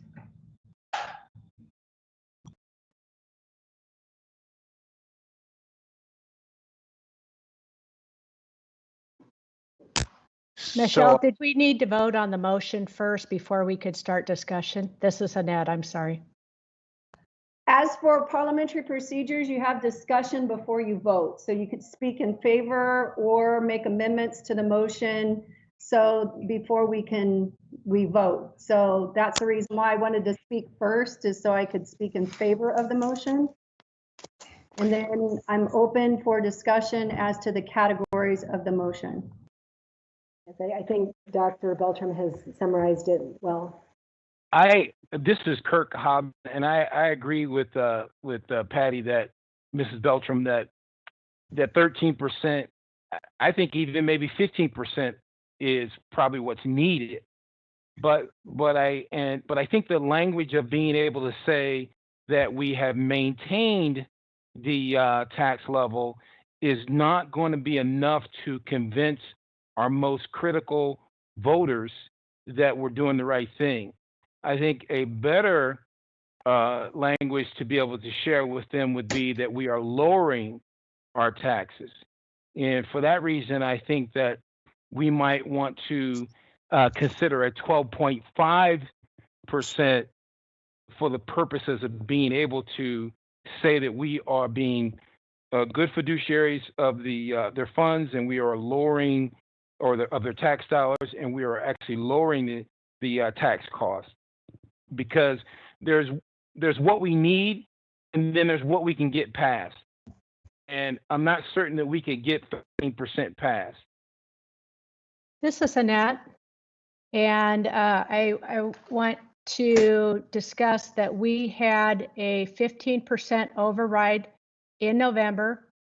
That would have been a 2% increase to accommodate school nurses and our staff and safety measures that we were trying to put in place with that additional 2%. The district was not successful by a mere 133 votes. The community saw the value. I think that if we were able to say we could maintain that 13% and continue to provide the level of excellence with our people and programs, that will be a win for our community. Thank you. Point of order, if I may. The increase from 13 to 15% did not include nurses. Nurses are already in the 13% override. It was safety, as well as the 2% would be for safety related positions, and then staff compensation. I just wanted to clarify that, please. This is Melissa Briggs. I just wanted to make two comments. Patty brought up the idea of the categories for the percentage in the bond, and I recommend that we do a category continuation. I feel like the committee in 2019 put a lot of work in, and I feel like that recommendation is solid, and we should just go ahead and continue. And as for the percentage, my personal viewpoint is it kind of is tied to the bond. If we decide not to do a bond and only go for an override, then I feel like we could pass a 13% override.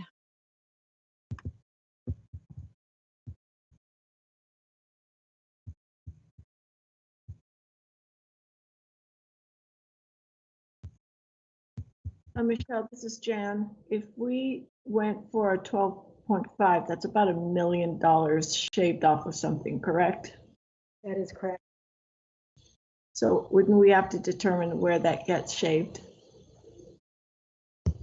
Well, it actually would be the responsibility of administration to absorb that funding reduction. And so we, as a district, we've been looking at efficiencies and opportunities along with our strategic plan, and some of the areas of focus in stewardship specifically.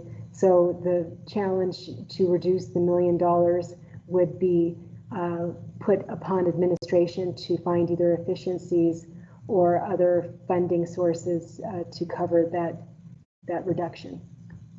So the categories will remain the same, and you would hope that you could fund them to the level that you're funding them, but find some efficiencies somewhere, correct?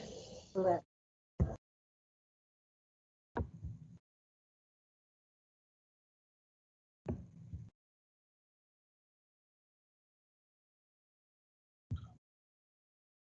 Team Kirk, I think I heard a new proposal. So do you want to amend the motion for 15.5%? 12.5. Thank you. Do you want to make that amendment and then we can have a second and discuss 12.5%? Sure. I motion that we consider, or that we recommend a 12.5% M&O override, or maintenance and override, versus the current 13%.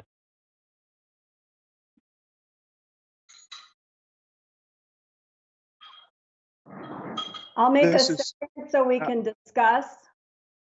This is Patty. You beat me to it, Patty. This is Rick. So Kirk, as the maker of the amendment, you get the first opportunity to speak in favor of your motion.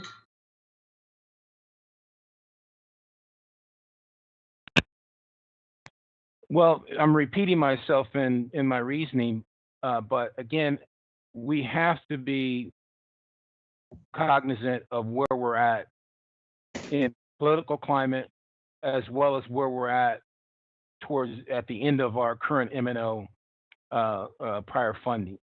And so the message of lowering our expenditures, I think, is a much stronger message and has a better chance of passing. Kirk, this is Jan. Would that be with a bond, with a critical needs bond, or without? Point of order, Well, talk about bond at another time. Sorry. All right. Trying to keep us on task. Well, in my mind, it makes a difference if we do that to couple it with a bond. I mean, but go ahead. well, I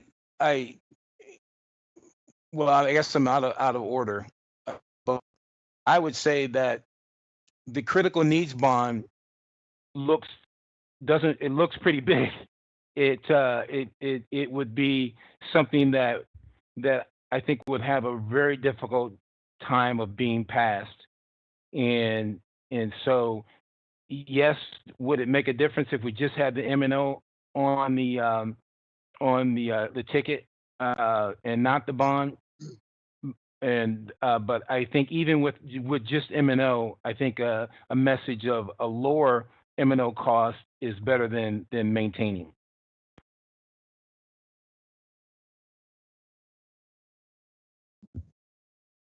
This is Ray Connolly. I am a little fearful of that, Kirk, in that we have already looked at efficiencies and trimmed so many things in so many places. I do think that in this current environment, our community is ready, willing, and able to back education. And I'm hoping that we can at least maintain. This is Melissa Briggs. I agree with you, Ray. I feel like there's a more appreciation for education, and considering how much better the numbers were with the election last year, that I don't think it's that 0.5% is going to make as much of a difference as far as whether someone votes yes or no. I feel like that we're taking $1 million away from the district unnecessarily. If I may add a couple of comments to respond to the discussion points as a reminder for the committee that if we do not renew the override or have a new override in place November 3rd, 2020, we will be required to cut in excess of $9 million in fiscal year 2022. So that's an outcome, as well as different from November of 2019 to this year is the economic impact related to COVID-19. Just to add those two comments. I agree. This is Kirk Hobbs. I agree with Ms. Connolly and Mrs. Briggs. I do agree with you. I believe that our need is there. But if we look at, just anecdotally, I guess, if we look at who supported our bond and override uh, uh, ballot initiatives in the past, we've not had the support. We've not had the support to vote for it. And so I do think that there's a lot of people up north who feel very strongly about the need, but I'm not certain that you're getting support within your own community. And so when we look at who the critical voters are, it's our retirees. And I'm not, and I think that they don't necessarily have the same passion for supporting these overrides and bonds. And we may even potentially, I guess I was trying to be conservative, maybe 12% is actually the better number. That's my concern, is not necessarily that we don't have the need. The question is, do we have the support? And clearly, based on how our community has voted, I don't think we have the support. This is Mike Barola. I'm sorry. Kirk, I graciously disagree. I mean, I understand your perspective, but I do think that 133 votes with a 2% increasing the tax rate last time. And yes, while COVID is a problem, the concern I have as well is looking at what the funding might do because of this. What's the state at? We're chasing our tail, dealing with the funding problem that comes from the state level, and we're having to put it onto our community. But I do think at this point in time that we are strong, we are backed. People are seeing what we're doing. The number of people who recognize what we've had to do off the cuff and impromptu to educate our kids online and everything else shows the determination of the kind of people we have.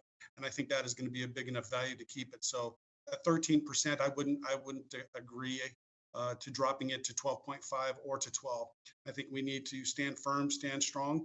And I think together, if we do, and we do our job as a district and through the marketing purposes, I think we'll be more than positive on the outcome of this particular override election.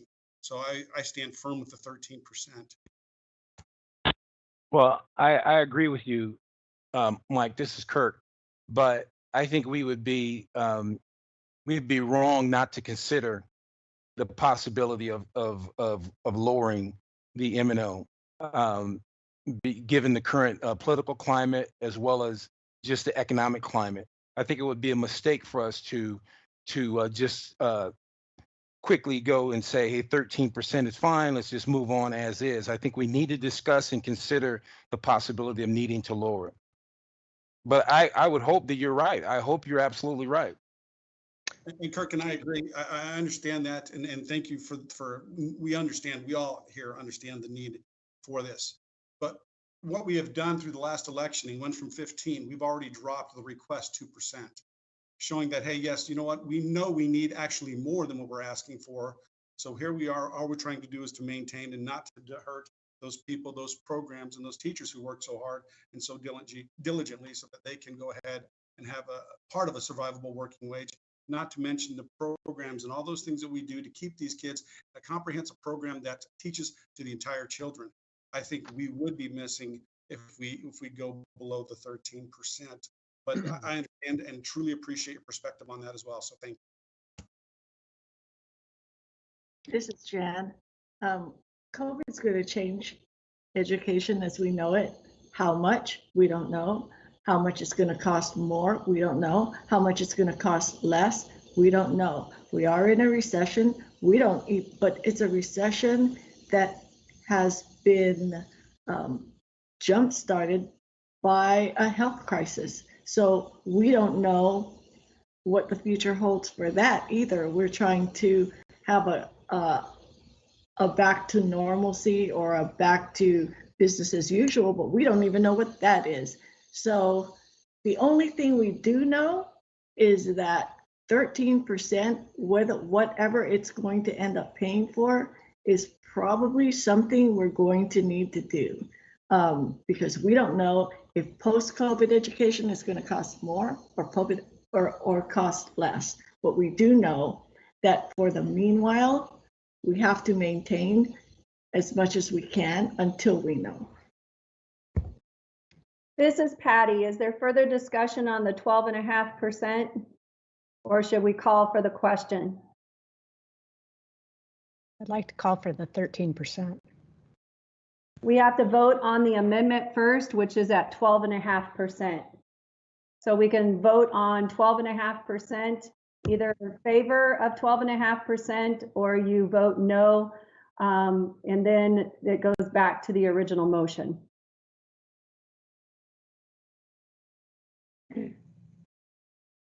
So what do we do first, Patty?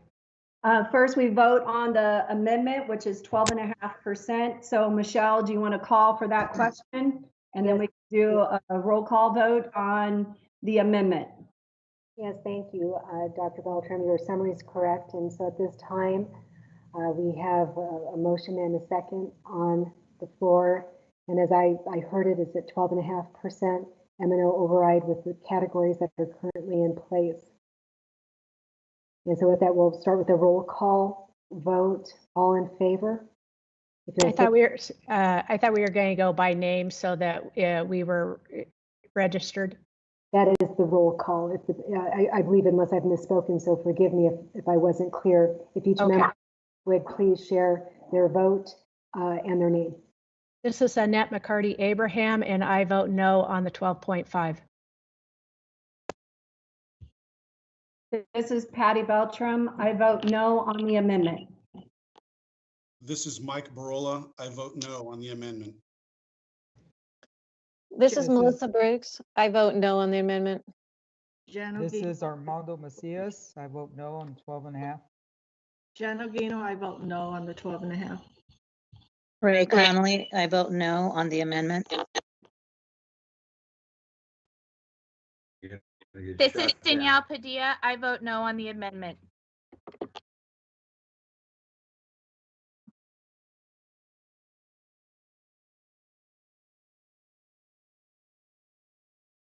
This is Kirk Hobbs. I vote yes on the amendment.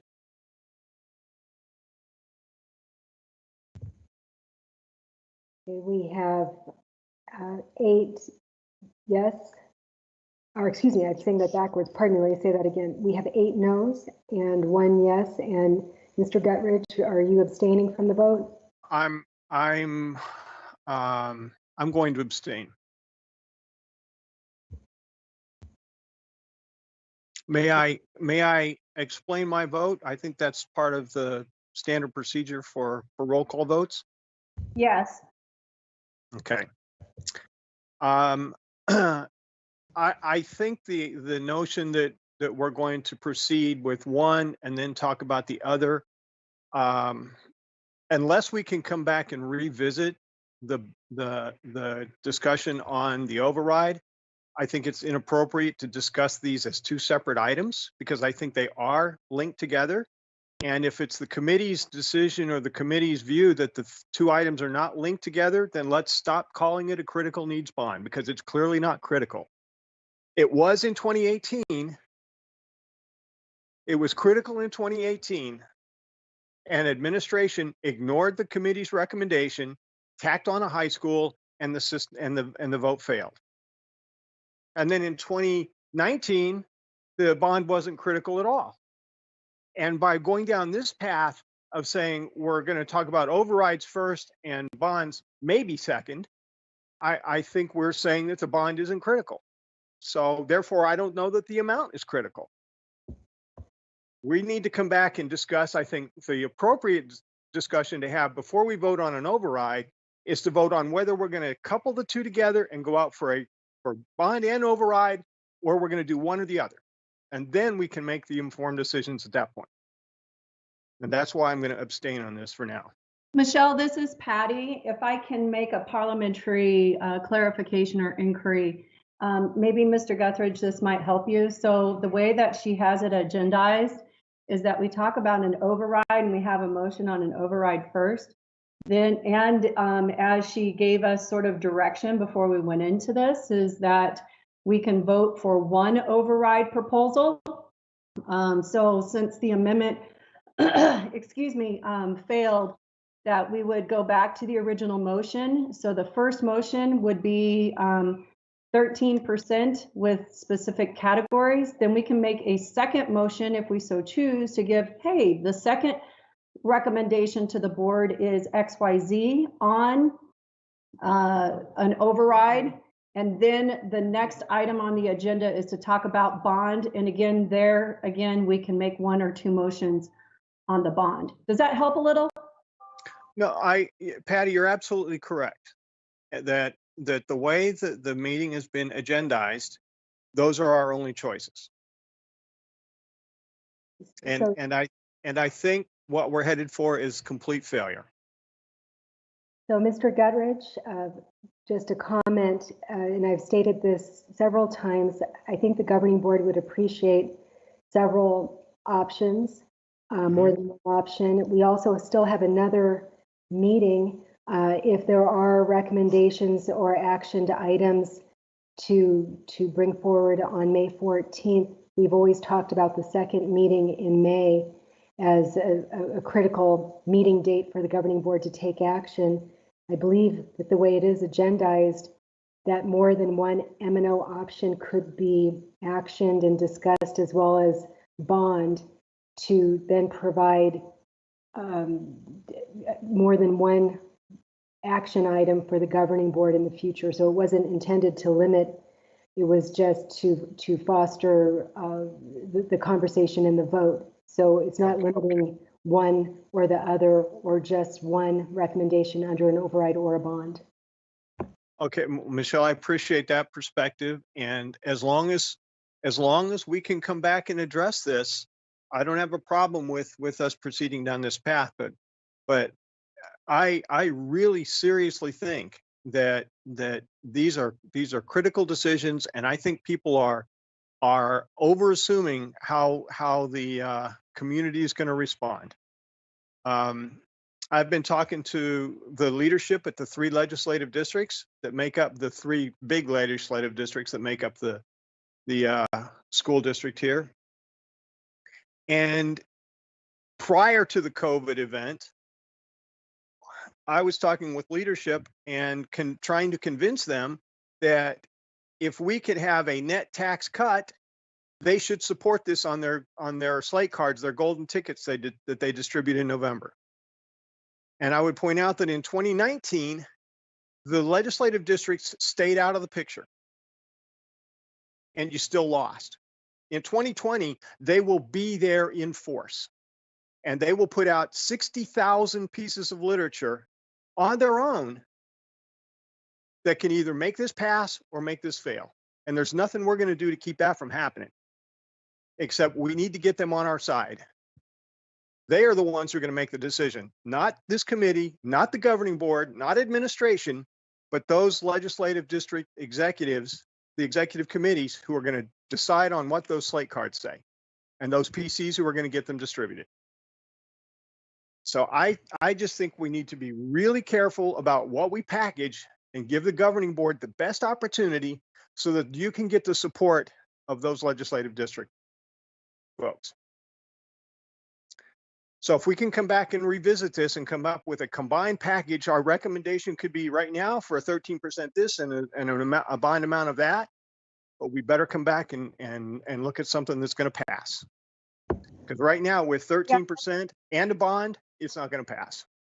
And so committee members, there is also agendized revisit prior agenda items on the agenda today. Hi team, this is Patty again. In effort of what Mr. Guthridge said. I would suggest let's go ahead and talk about the bond at this point. I mean, and well, I guess per Patty, per your motion, we need to vote on the 13%. So why don't we go ahead and do that? And then we'll move on to the bond discussion. And maybe as a result of those two conversations, we can come back and see what the combined effect of those two decisions is and see if we think that's going to pass or not. So I would suggest we go ahead and call the question for the 13% override.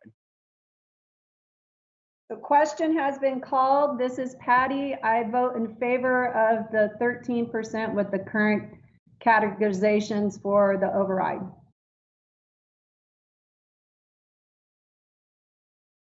That was an aye.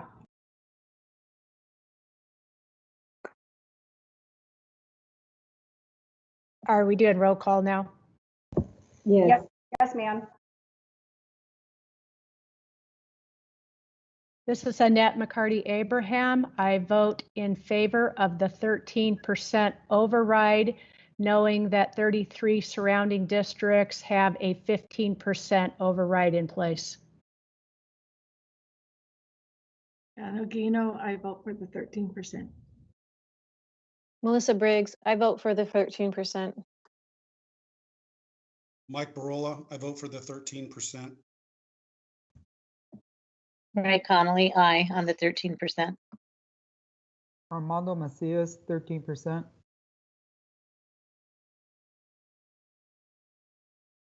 This is Danielle Padilla. I vote yes for the 13%.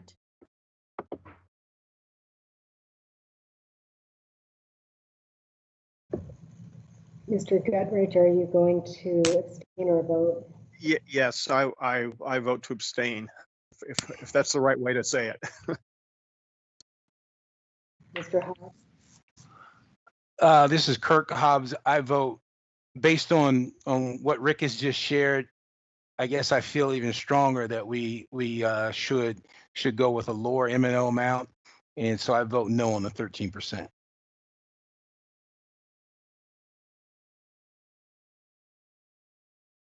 Nothing personal, Mike.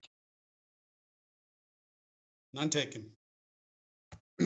All members voted. Forgive me, I don't have a list in front of me. Yes, I tracked it. We have 10 members present today. 8 voted yes, 1 voted no, and 1 abstained. Thank you.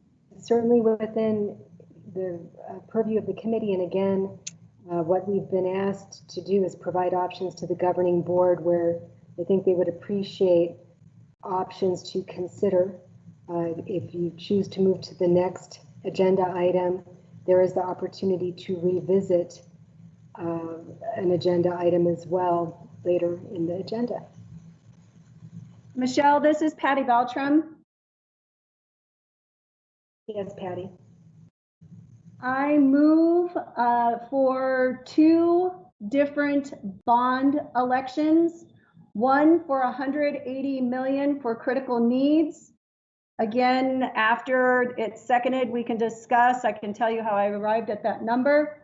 And a second for a new high school and land bond of $120 million.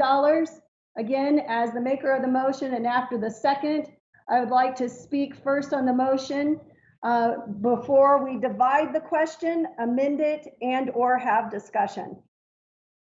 Patty, could you please repeat it? Yes. So I'm making a motion for 2 bond elections. One is a critical needs for 180 million, and second for a new high school and land for 120 million.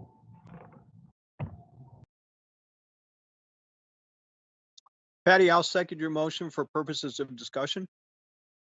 This is Rick. Thank you, Rick. So the reason why I arrived at the first, the critical needs bond of 180 million, and after the new information presented tonight, I'm willing to lower that amount. 130 million for critical needs would be for high and medium needs as identified by each elementary and high schools. 34 million for technology and 16 million for transportation and other related to critical needs. When we divide the question to us to consider the 2 bonds separately, I'm willing to lower the amount of 180 million given the information that we just talked about today. However, I would recommend that we keep the new high school and its land separate because of the reasons that Mr. Gutridge mentioned tonight. I believe that we have 2 different interests within the community, and this would allow our community to vote for critical bond issues separate from a high school and land issue. So before tonight's information that was presented for the second bond for the new school, it was presented that it took about $100 million for the building and 20 million for permits, lands, and architect drawings. Again, I'm willing to lower that amount after our discussion. I would recommend someone divide the question so we can consider the two bonds separately.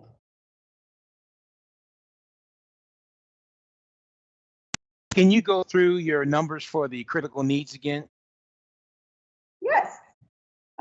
For the critical needs to get to the 180 million, again, I was using 130 million for the high and medium needs, 34 million for technology, and 16 million for transportation. These were numbers that were presented from the last meeting, not from tonight's meeting.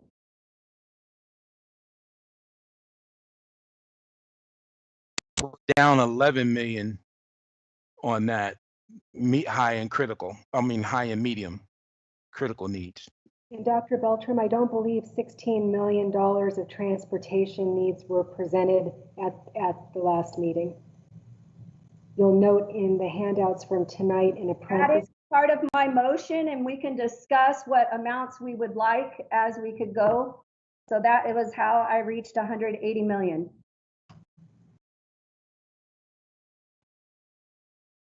Are we free to discuss now? Yes. Okay, this is Melissa Briggs. I'm wary of the idea of splitting the bond. I feel like that is, in a sense, trying to ask the district to split. I don't like the idea of us purposely turning this into a north versus south type of a vote.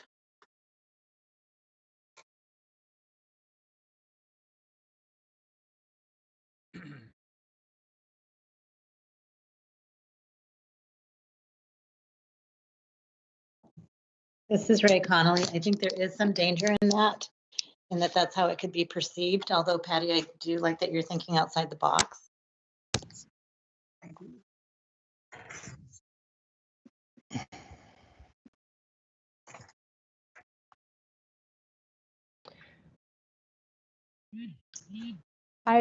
I'm surprised that, because I did bring this. This is Annette. I'm sorry. Yeah, I was a little surprised on Friday that our governing board had taken the comprehensive off the table a little bit and having us focus on critical needs. Because when the last high school, Liberty, was opened, it's been 14 years ago, and we've had such extensive growth that I do see it as critical needs and not planning for those needs. So we've just put ourselves in a really difficult position, and I would, this is going to be a difficult one. This is Kirk Hobbs. I agree that it's going to be extremely difficult as well. I don't think that the way that Patty's has proposed divided up is a north versus south. It's really, do we build the high school and focus on critical needs, or do we do both? I think is really just as it's laid out, because, and not that I haven't been honest in the past, but basically the voting in the past bonds, the North has not supported the bonds. If I'm not, and I stand corrected if I'm not wrong, but what I recall from the zip code voting was that the North, we did not get the support, even in Vistancia, we did not get support for a new high school. So I don't think this is a North versus South. I do think that we should reevaluate our numbers.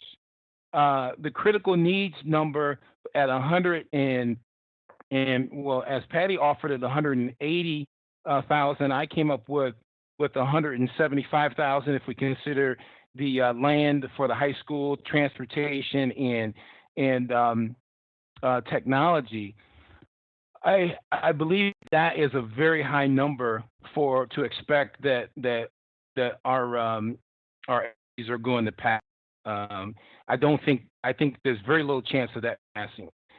And another person that when we think critical needs, based on the numbers that we've seen as far as enrollment, I think that doing something at Liberty High School is just as much a critical need as many of these others that are under the critical needs, in the sense that we might consider the deal of add temporary or a permanent at Liberty as a part of the critical needs. But again, I honestly, at the amounts that we're talking about, I highly doubt that the critical needs will be passed. Maybe the best we could do is really identify the 1 to 5 year expenses at truly what is critical. Because I think what we have right now, we don't really have. I don't think that the that the governing board was not supportive of the bond because of another reason. I think the reason why they were not supportive of the bond was because they felt they did not clearly know what the critical needs of the school district were based on the utilization study. So I think that we really need to go back and take a closer look at those high and medium needs and really figure out what is exactly critical. Because I think what we've been offered, I don't trust that is an accurate number for critical needs. This is Patty. Kurt, I would agree with you after we've seen revised numbers for this one, that maybe a better number for just critical needs with the adjustments presented, if I'm remembering the slide correctly, was 100 million. And that did not include the land, I believe. It was just 100 million. Maybe that is the number that we should talk about with critical needs, and then talk about new build outside of that. The other part that I don't remember if we summarized from what the board study session said is that one of the board members entertained the question of what about closing 2 or 3 elementary schools and combining it, but they agreed that that wasn't within our purview for this go round, that was something they need to form another committee to discuss. So I would agree with you. It's not north versus south if we just say new high school and land versus critical needs. This is Annette. It would be helpful if we could go to those slides that Michelle presented earlier on the bond 1, 2, and 3 scenarios. They presented revised numbers compared to, for example, the last 2 weeks that we have.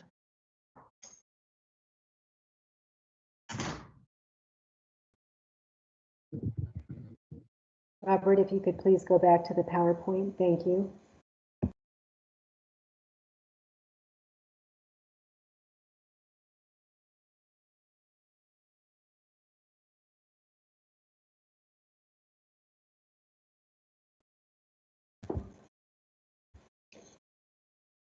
Thank you. That one includes a new land purchase. Was there one right before that?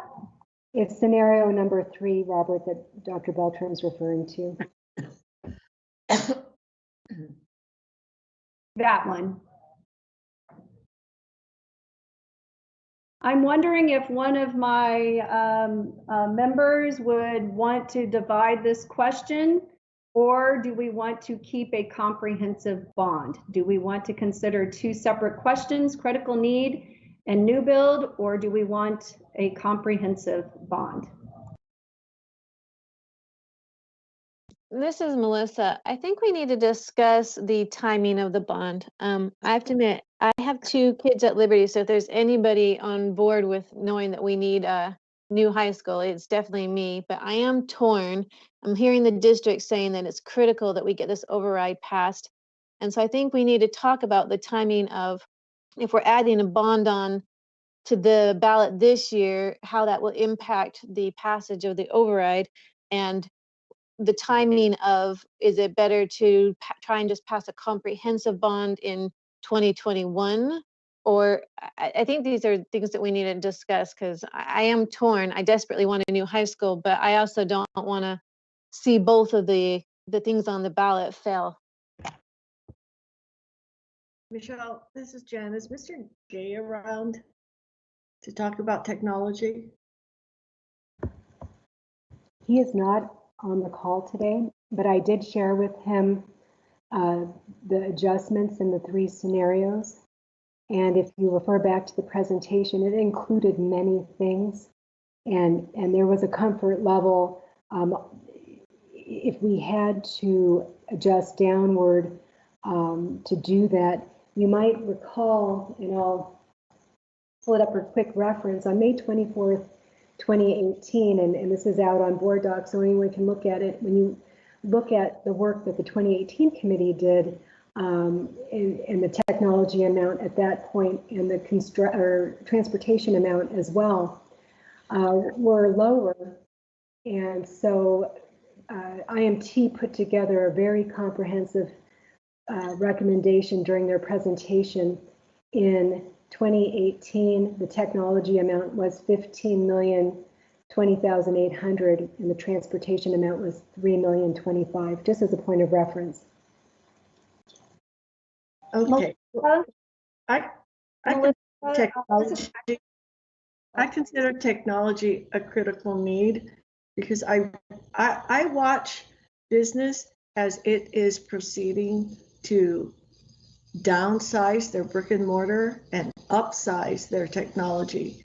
And I think that if we would be remiss if we didn't pay attention to that and understand that is something we might need to think about doing, is what is the future of education going to be like if we downsize brick and mortar and upsize technology? So I'm really hesitant to lower that number, because I think we're going to need it. And for the committee, with the 3 example scenarios for discussion purposes that were presented, land could certainly be adjusted out of scenario 2 or 1, if that was the direction the committee wanted to go.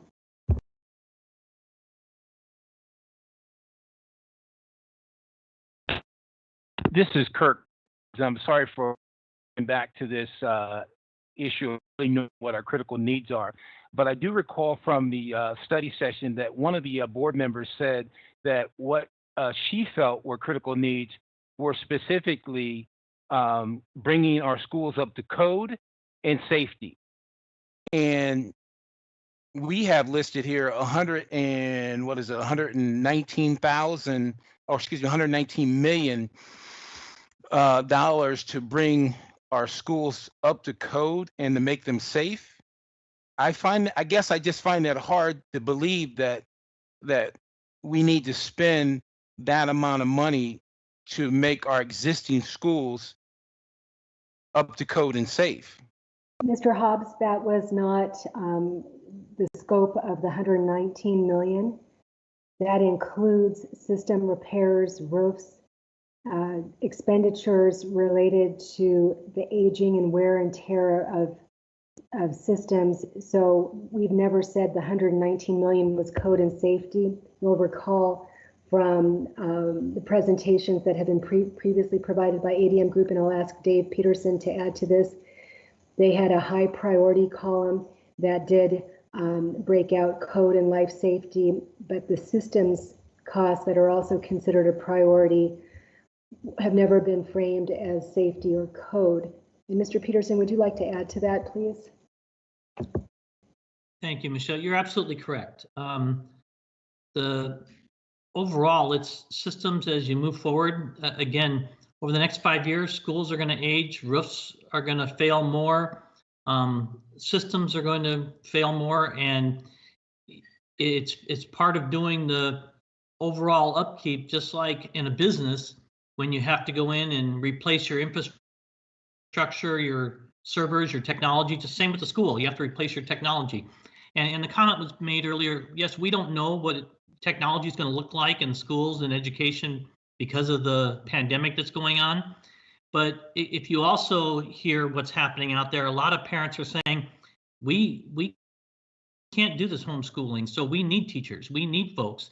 And so I think, comprehensively, you have to look at it. It takes dollars to continue and run a business, and schools are a business. Our product is student achievement. So it takes dollars to have that upkeep and that maintenance and taking care of the wear and tear and things that are going to go. Do we know it perfectly? Absolutely not. Is everything taken care of? I would say no, not 100%, because you don't know. There's variables that are unknown. But just doing life safety is things that, as a committee, you can decide to do and continue to defer things. And again, as you continue to defer them, the bills just get bigger and bigger and bigger. And that's where people have tried to dig out of those holes. So it's a matter of, how deep do you want that hole to get that you got to keep trying to dig out of. Well, this is Kirk Hobbs. As we all, I guess, agree, we don't really know how education will be changed in the very near future.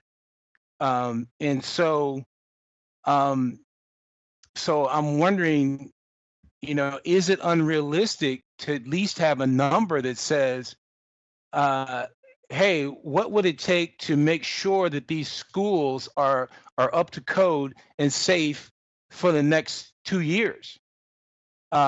Because we don't have 5 years to retool the school district. We need to make some decisions much quicker than that. And so I think that was mentioned in the study session that why would I want to spend $1 million on a school that might a year later be closed? So we have to think about how quickly we need to move. And I don't think it's unrealistic for us to have a code and safety number.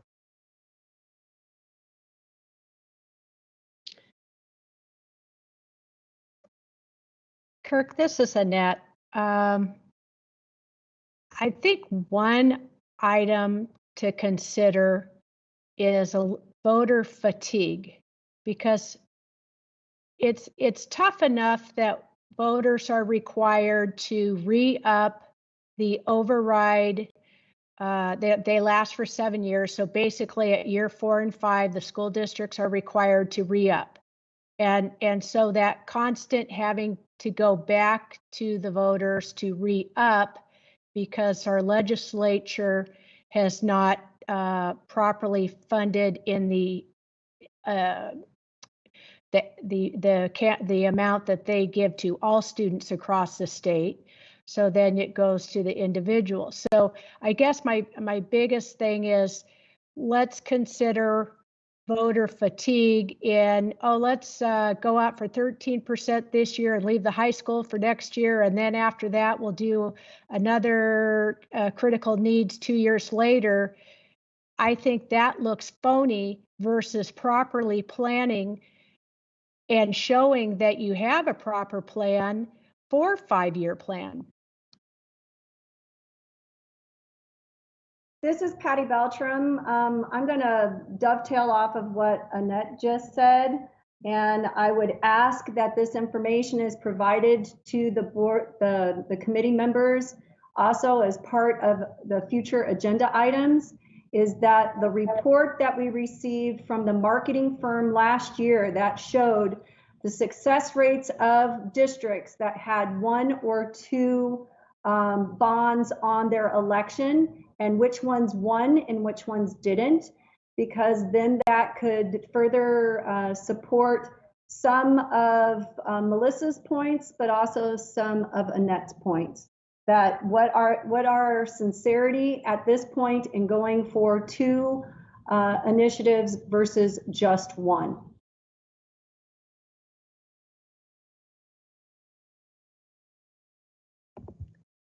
If I may offer a couple of comments, and if you refer back to the April 15th PowerPoint that ADM and Think Smart Planning provided, there were three categories of high, medium, and low priority.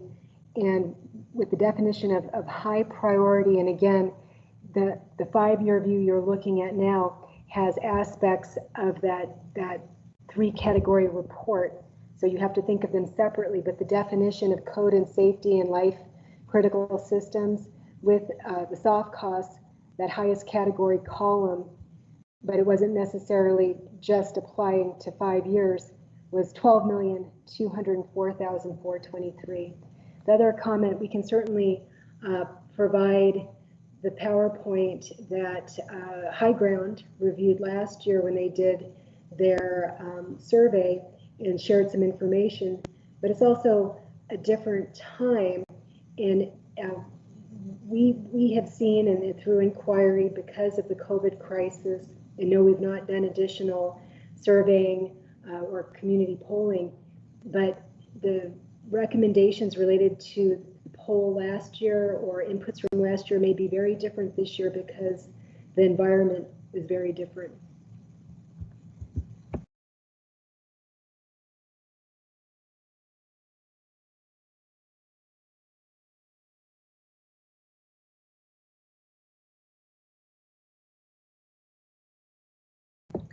Patty, you're good at the parliamentary. Where are we in this process? Well, I was just thinking about that we should either call on the question, but as the maker of the motion, I'm willing to adjust my motion given the current debate, and then hopefully the seconder will agree. I am amending the motion. So the main motion would be that we consider a comprehensive bond for the total of $125 million. I can't see that. The things are over it. 113 million, and that includes land for the high school. And then I believe we need to have additional discussion to either adjust that for the building itself and not just the land. So it's this current one that's in front of us, $113 million for a comprehensive bond. Does my seconder agree to adjust my motion? I'll second your motion, Patty, but I have a question for you. That is listed in the presentation, I believe, as critical needs bond scenario number 2. Is that what you're referring to with 113 million? Correct. So I was trying to divide out new building and land as separate from critical needs because I wanted just critical needs to be considered. So this one includes the land only and no building construction. Yeah. So it's still going to be considered a comprehensive bond because there's new build as well as critical needs, given the definition that we had before. Where this is Rick Guttridge. Where are you seeing the construction as part of that 113? Am I missing something in the slide? Well, right in yellow, it says new high school land purchase, 13 million. Okay, you're considering that essentially part of construction. Correct. So Okay. I guess what I'm understanding, and I could be completely wrong, not the first time today, and I'm sure not the last time today either, but the difference between a critical need and a comprehensive is that the comprehensive includes new building, which is this case land and critical needs. So it's a comprehensive bond instead of just a critical needs bond. So I was trying to delineate the difference between the two. So I'm amending the motion to be this 113 million to include critical needs plus 13 million for the new high school land. I can second your motion, but I would suggest that from a marketing and sales perspective, I wouldn't call it comprehensive. I would call it critical needs, and the land is there to address a future critical need, and like I say, don't refer to it as comprehensive. I might be wrong, but I believe we're going to be confined to the legal language that Well, the, you're right there. You're right there. But our chief financial officer, who I presume put together this slide, has called this a critical needs bond. So whatever the language is, the language will be, you know, per the statute. So. And if I may, I'm not aligning that definition. We've heard people refer to critical needs versus comprehensive. I'm not making the representation that comprehensive or critical needs aligns to statutory requirements. It's the definition of if it's a comprehensive bond, it typically includes new construction. We've used that to help through the meetings and conversation with the study session to help delineate what is critical as far as repairs and maintenance and transportation and technology versus new construction of an elementary school or high school. And I don't know if Mr. Lundberg has ever seen in statute that it defines it as critical or comprehensive. I believe the recommendation and the authorization amount and categories is what we're legally bound to with a resolution that we would bring forward to the governing board once recommendations are refined and brought forward for a governing board consideration and action. There's a resolution that aligns to the dollar amount of the authorization and or percentage of the override and the categories and dollar amounts with the categories for a bond, and that's what we're legally bound to. Correct. Patty Beltram, on page 13 of your slide for tonight, it shows the difference between the critical need and comprehensive. That's where I was taking the definition from, so forgive me. That's where I was at on page 13 of 24 of the presentation. That was to foster conversations, the same slide that was in the study session materials. You'll note with the 3 scenarios that were brought forward for discussion purposes, the 3rd scenario does not include land, and in both critical needs 1 and 2 scenarios, land is highlighted to delineate it from the other categories.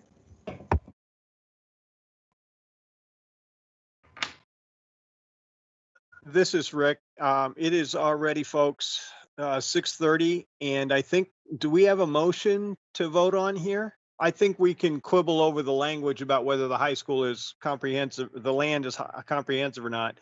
But do we have a motion that we need to vote on now? Yes, sir. The motion before us is a bond for 113 million, which is scenario 2 as presented to us. Are you calling for the question? I'll call for the question.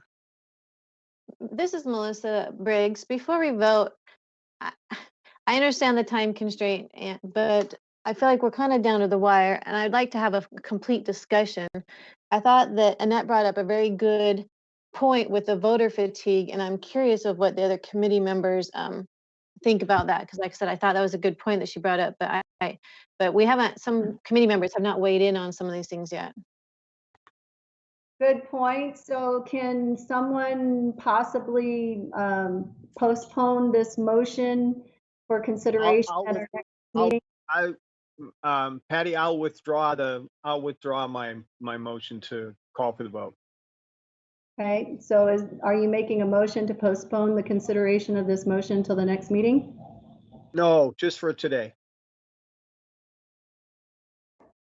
And I'm not up on my parliamentary procedure, so if I'm not doing this correctly, forgive me, but I have no problem with continued discussion. I just thought maybe we might want to move along since it's getting kind of late in the day.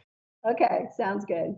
So are we tabling a vote for, tabling this so we can have future conversation at the next meeting? No, I think we leave the motion on the table and we have a little bit more discussion per Melissa's request before we have the vote.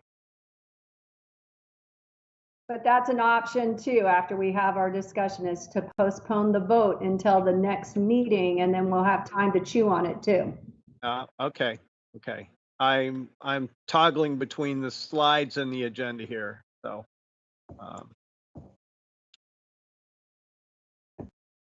Melissa, you want to? Danielle Padilla. Go ahead, Danielle. Thank you. I agree with the comments of Annette and Melissa. I think that is the voter fatigue is something that is continually being discussed because it seems like every time you turn around, Peoria is asking for more money. And I don't know that in general necessarily even hear the results. They just see Peoria wanting more money, Peoria wanting more money, and aren't necessarily educated in all of the details to know the critical versus the comprehensive or any of the other discussions that we're having. So I agree that going on a continuation of next year we'll ask for more money, or just digging our hole deeper and deeper, as the analogy was put earlier, is something to consider. I would agree that this is Jan, I would agree that voter fatigue in a different year would be voter fatigue. This is 2020. There's going to be a lot of voters out there. They're going to vote. Whether they get down to this part and vote for it, I don't really know, to be totally honest with you, but they're going to vote. That's not a question.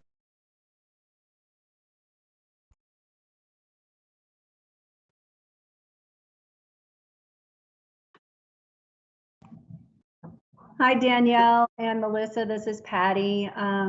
So you bring up a great point, and the reason why I want the report from High Ground to be presented, yes, I know it's over a year old, is that one, we did a first ever survey of our community. Two, that survey results were compared to the outcomes of other communities. Three, it gave us what's the priorities that the community had. That's the reason why we added safety and teacher pay to the override last year, was based on those survey results. And four, it did tell us that the community is in more, in general, not even just Peoria, but will vote for a bond before an override.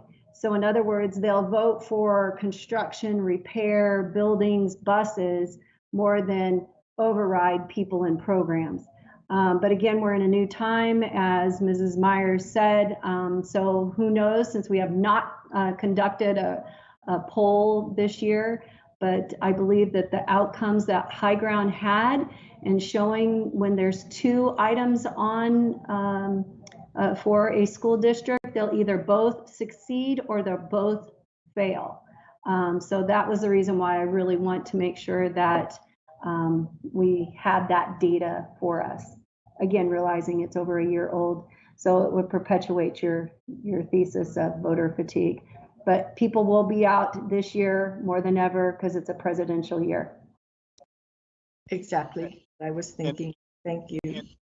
And this is Rick, and I want to echo Jan's sentiment that you're going to have a significantly higher voter turnout in 2020 than you did in 2019.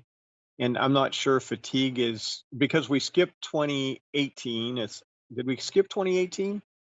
No, it was 20. We skipped 1 year. And for a point of reference, there was an election in the fall of 2016. It was a bond that failed. We skipped 17. I believe there was a recommendation from the committee, but it didn't move forward. 2018, there was a bond that failed. 2019, there was an override that failed.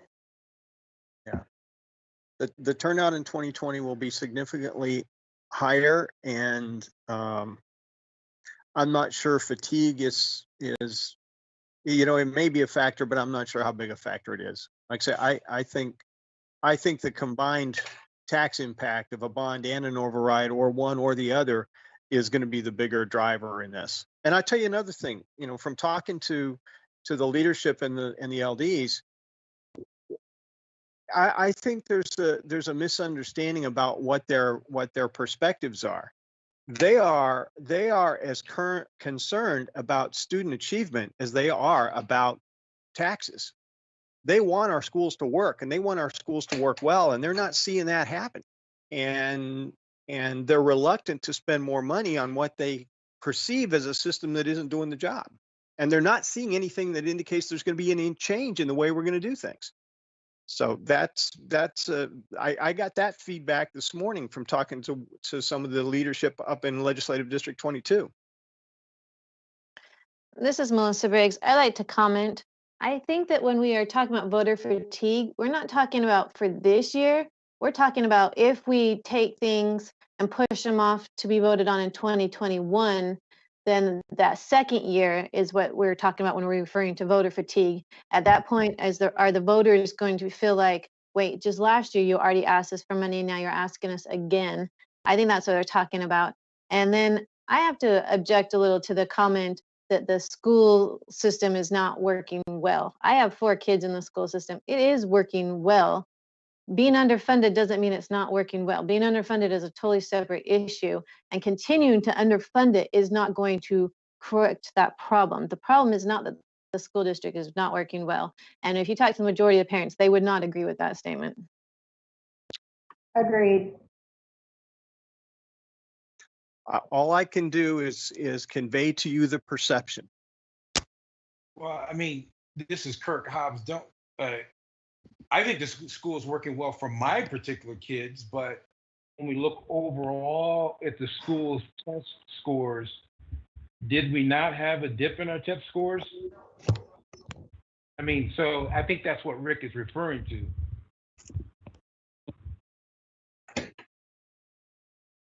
This is Jan. As a person who actually works on AZ Merit, there is a lot about that test that is reflected in how our kids do and don't do. And it is not all about a failure on the school system. There is a failure in the testing system as well, and what we test for and what we expect that test to tell us. So it is not really just looking at that one metric. Hey, Jan, Point of order, please. if I can weigh back in here a second.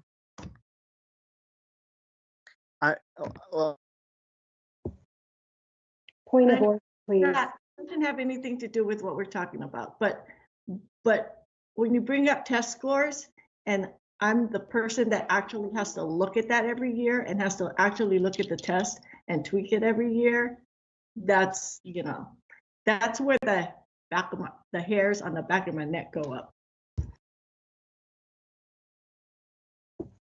I'll remind the committee of the agenda item, please.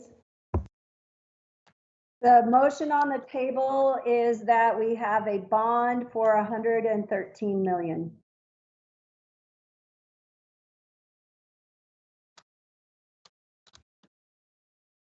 If no one seconds it, Patty, can we make a motion to table it so that we can chew on all this information? The motion was seconded, even after I revised the motion. If you remember, I revised it. It was seconded. We've been discussing. We can postpone the consideration of this question to the next meeting if we want to discuss it more, and then vote on it at the next meeting. And then we can go on to the other agenda items for tonight. We can do that. That would be my preference. For the motion, I can't postpone my own question. I agree. I don't think we are ready to make this one decision. So Jan, do you move to postpone the consideration of this question until the next meeting? I'm not good at parliamentary stuff either, but yes, that's what I want. So you so moved. I can second it. So it's been moved and seconded to postpone the consideration of this question to the next meeting. That it is not amendable and it is not debatable. So then we have to have a roll call vote. Your aye will say we're postponing the consideration of this motion to the next meeting. A no vote means we have to continue to discuss it. So since I'm talking and explaining Parley Pro, Patty Beltram votes aye for postponing the question. Jan votes aye. Kirk votes aye. Melissa votes aye. Armando votes aye. Danielle votes aye. Rick votes aye. And Ray Annette votes aye. Can you say that separately, please? Go ahead, Ray. Ray votes aye. Annette votes aye.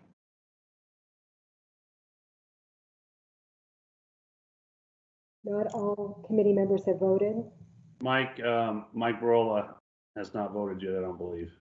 Mike, Melissa, Kirk, and Armando, I don't believe have voted yet, or we didn't hear it. This is Melissa. I voted aye. This is Armando. I voted aye. This is Mike Barola. I also voted aye.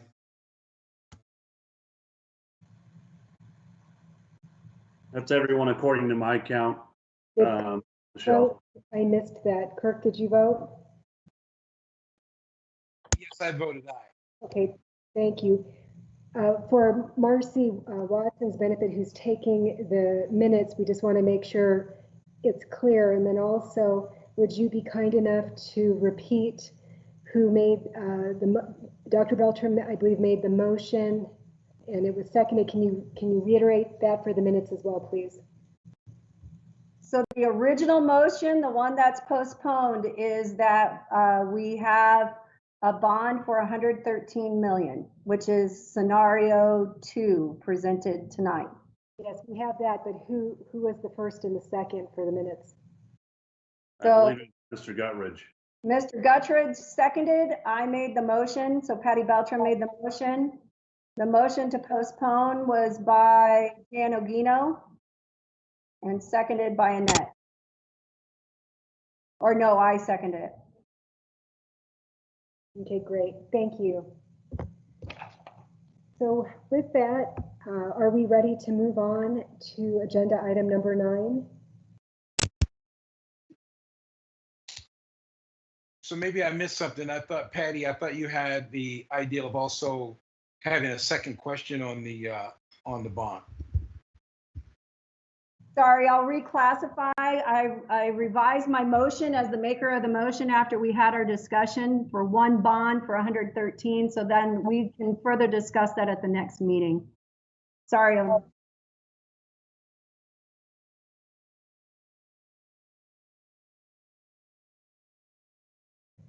Did that answer your question, Mr. Hobbs?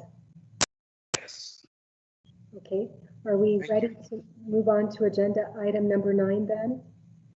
If so, do any committee members have comments that they'd like to make at this time? Hearing none, we'll move on to agenda item number 10.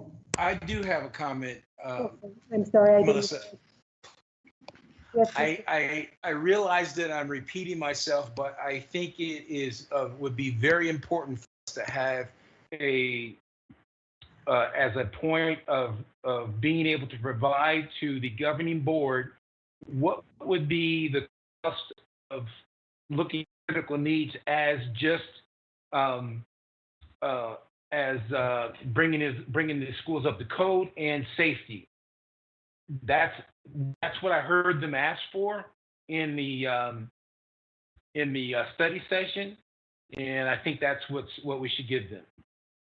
I believe that comment was made by one member. However, there was direction to compile the priority projects for 5 years, and I don't know, Dave Peterson, are you still on the call?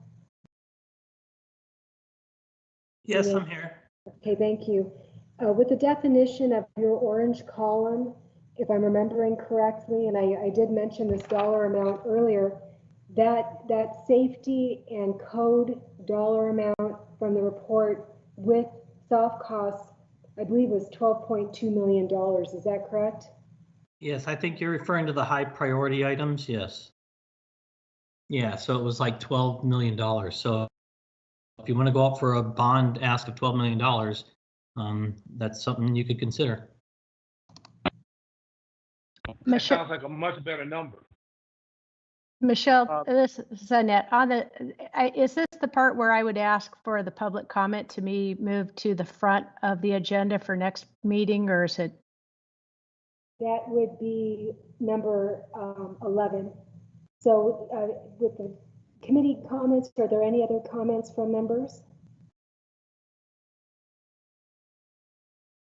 Okay, if we move on to agenda item number 10, as I alluded to earlier, there is no public comment for tonight's meeting.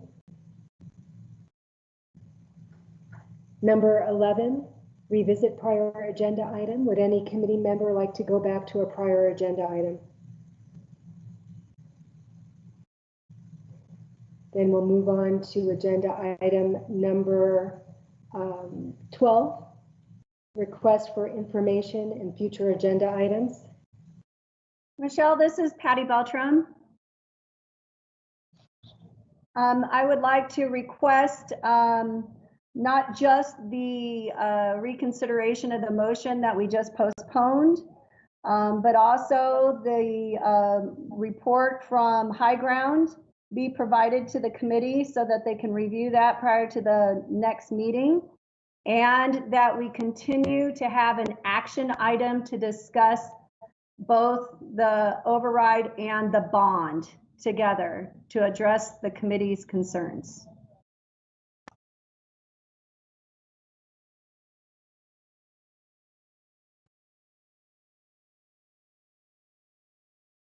Committee members, are there any other requests? This is Melissa. Was Annette's request recorded to move the public comment? Yes, well, we have that noted. Thank you.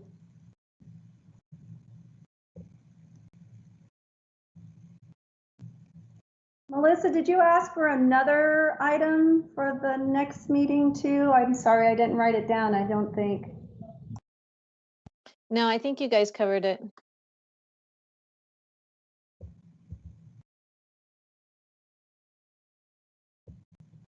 All right, are there any other requests? Hearing none, we'll move on to agenda item number 13, which is adjournment. Do we have a motion to adjourn the meeting? This is Ray Connolly. I move that we adjourn the meeting.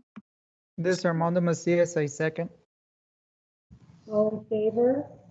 Aye. Aye. Aye. Aye. Aye. Opposed? All right, thank you. The meeting's adjourned. We'll see you next week. Have a good evening. Good night, all. Thank Good you. night. Bye.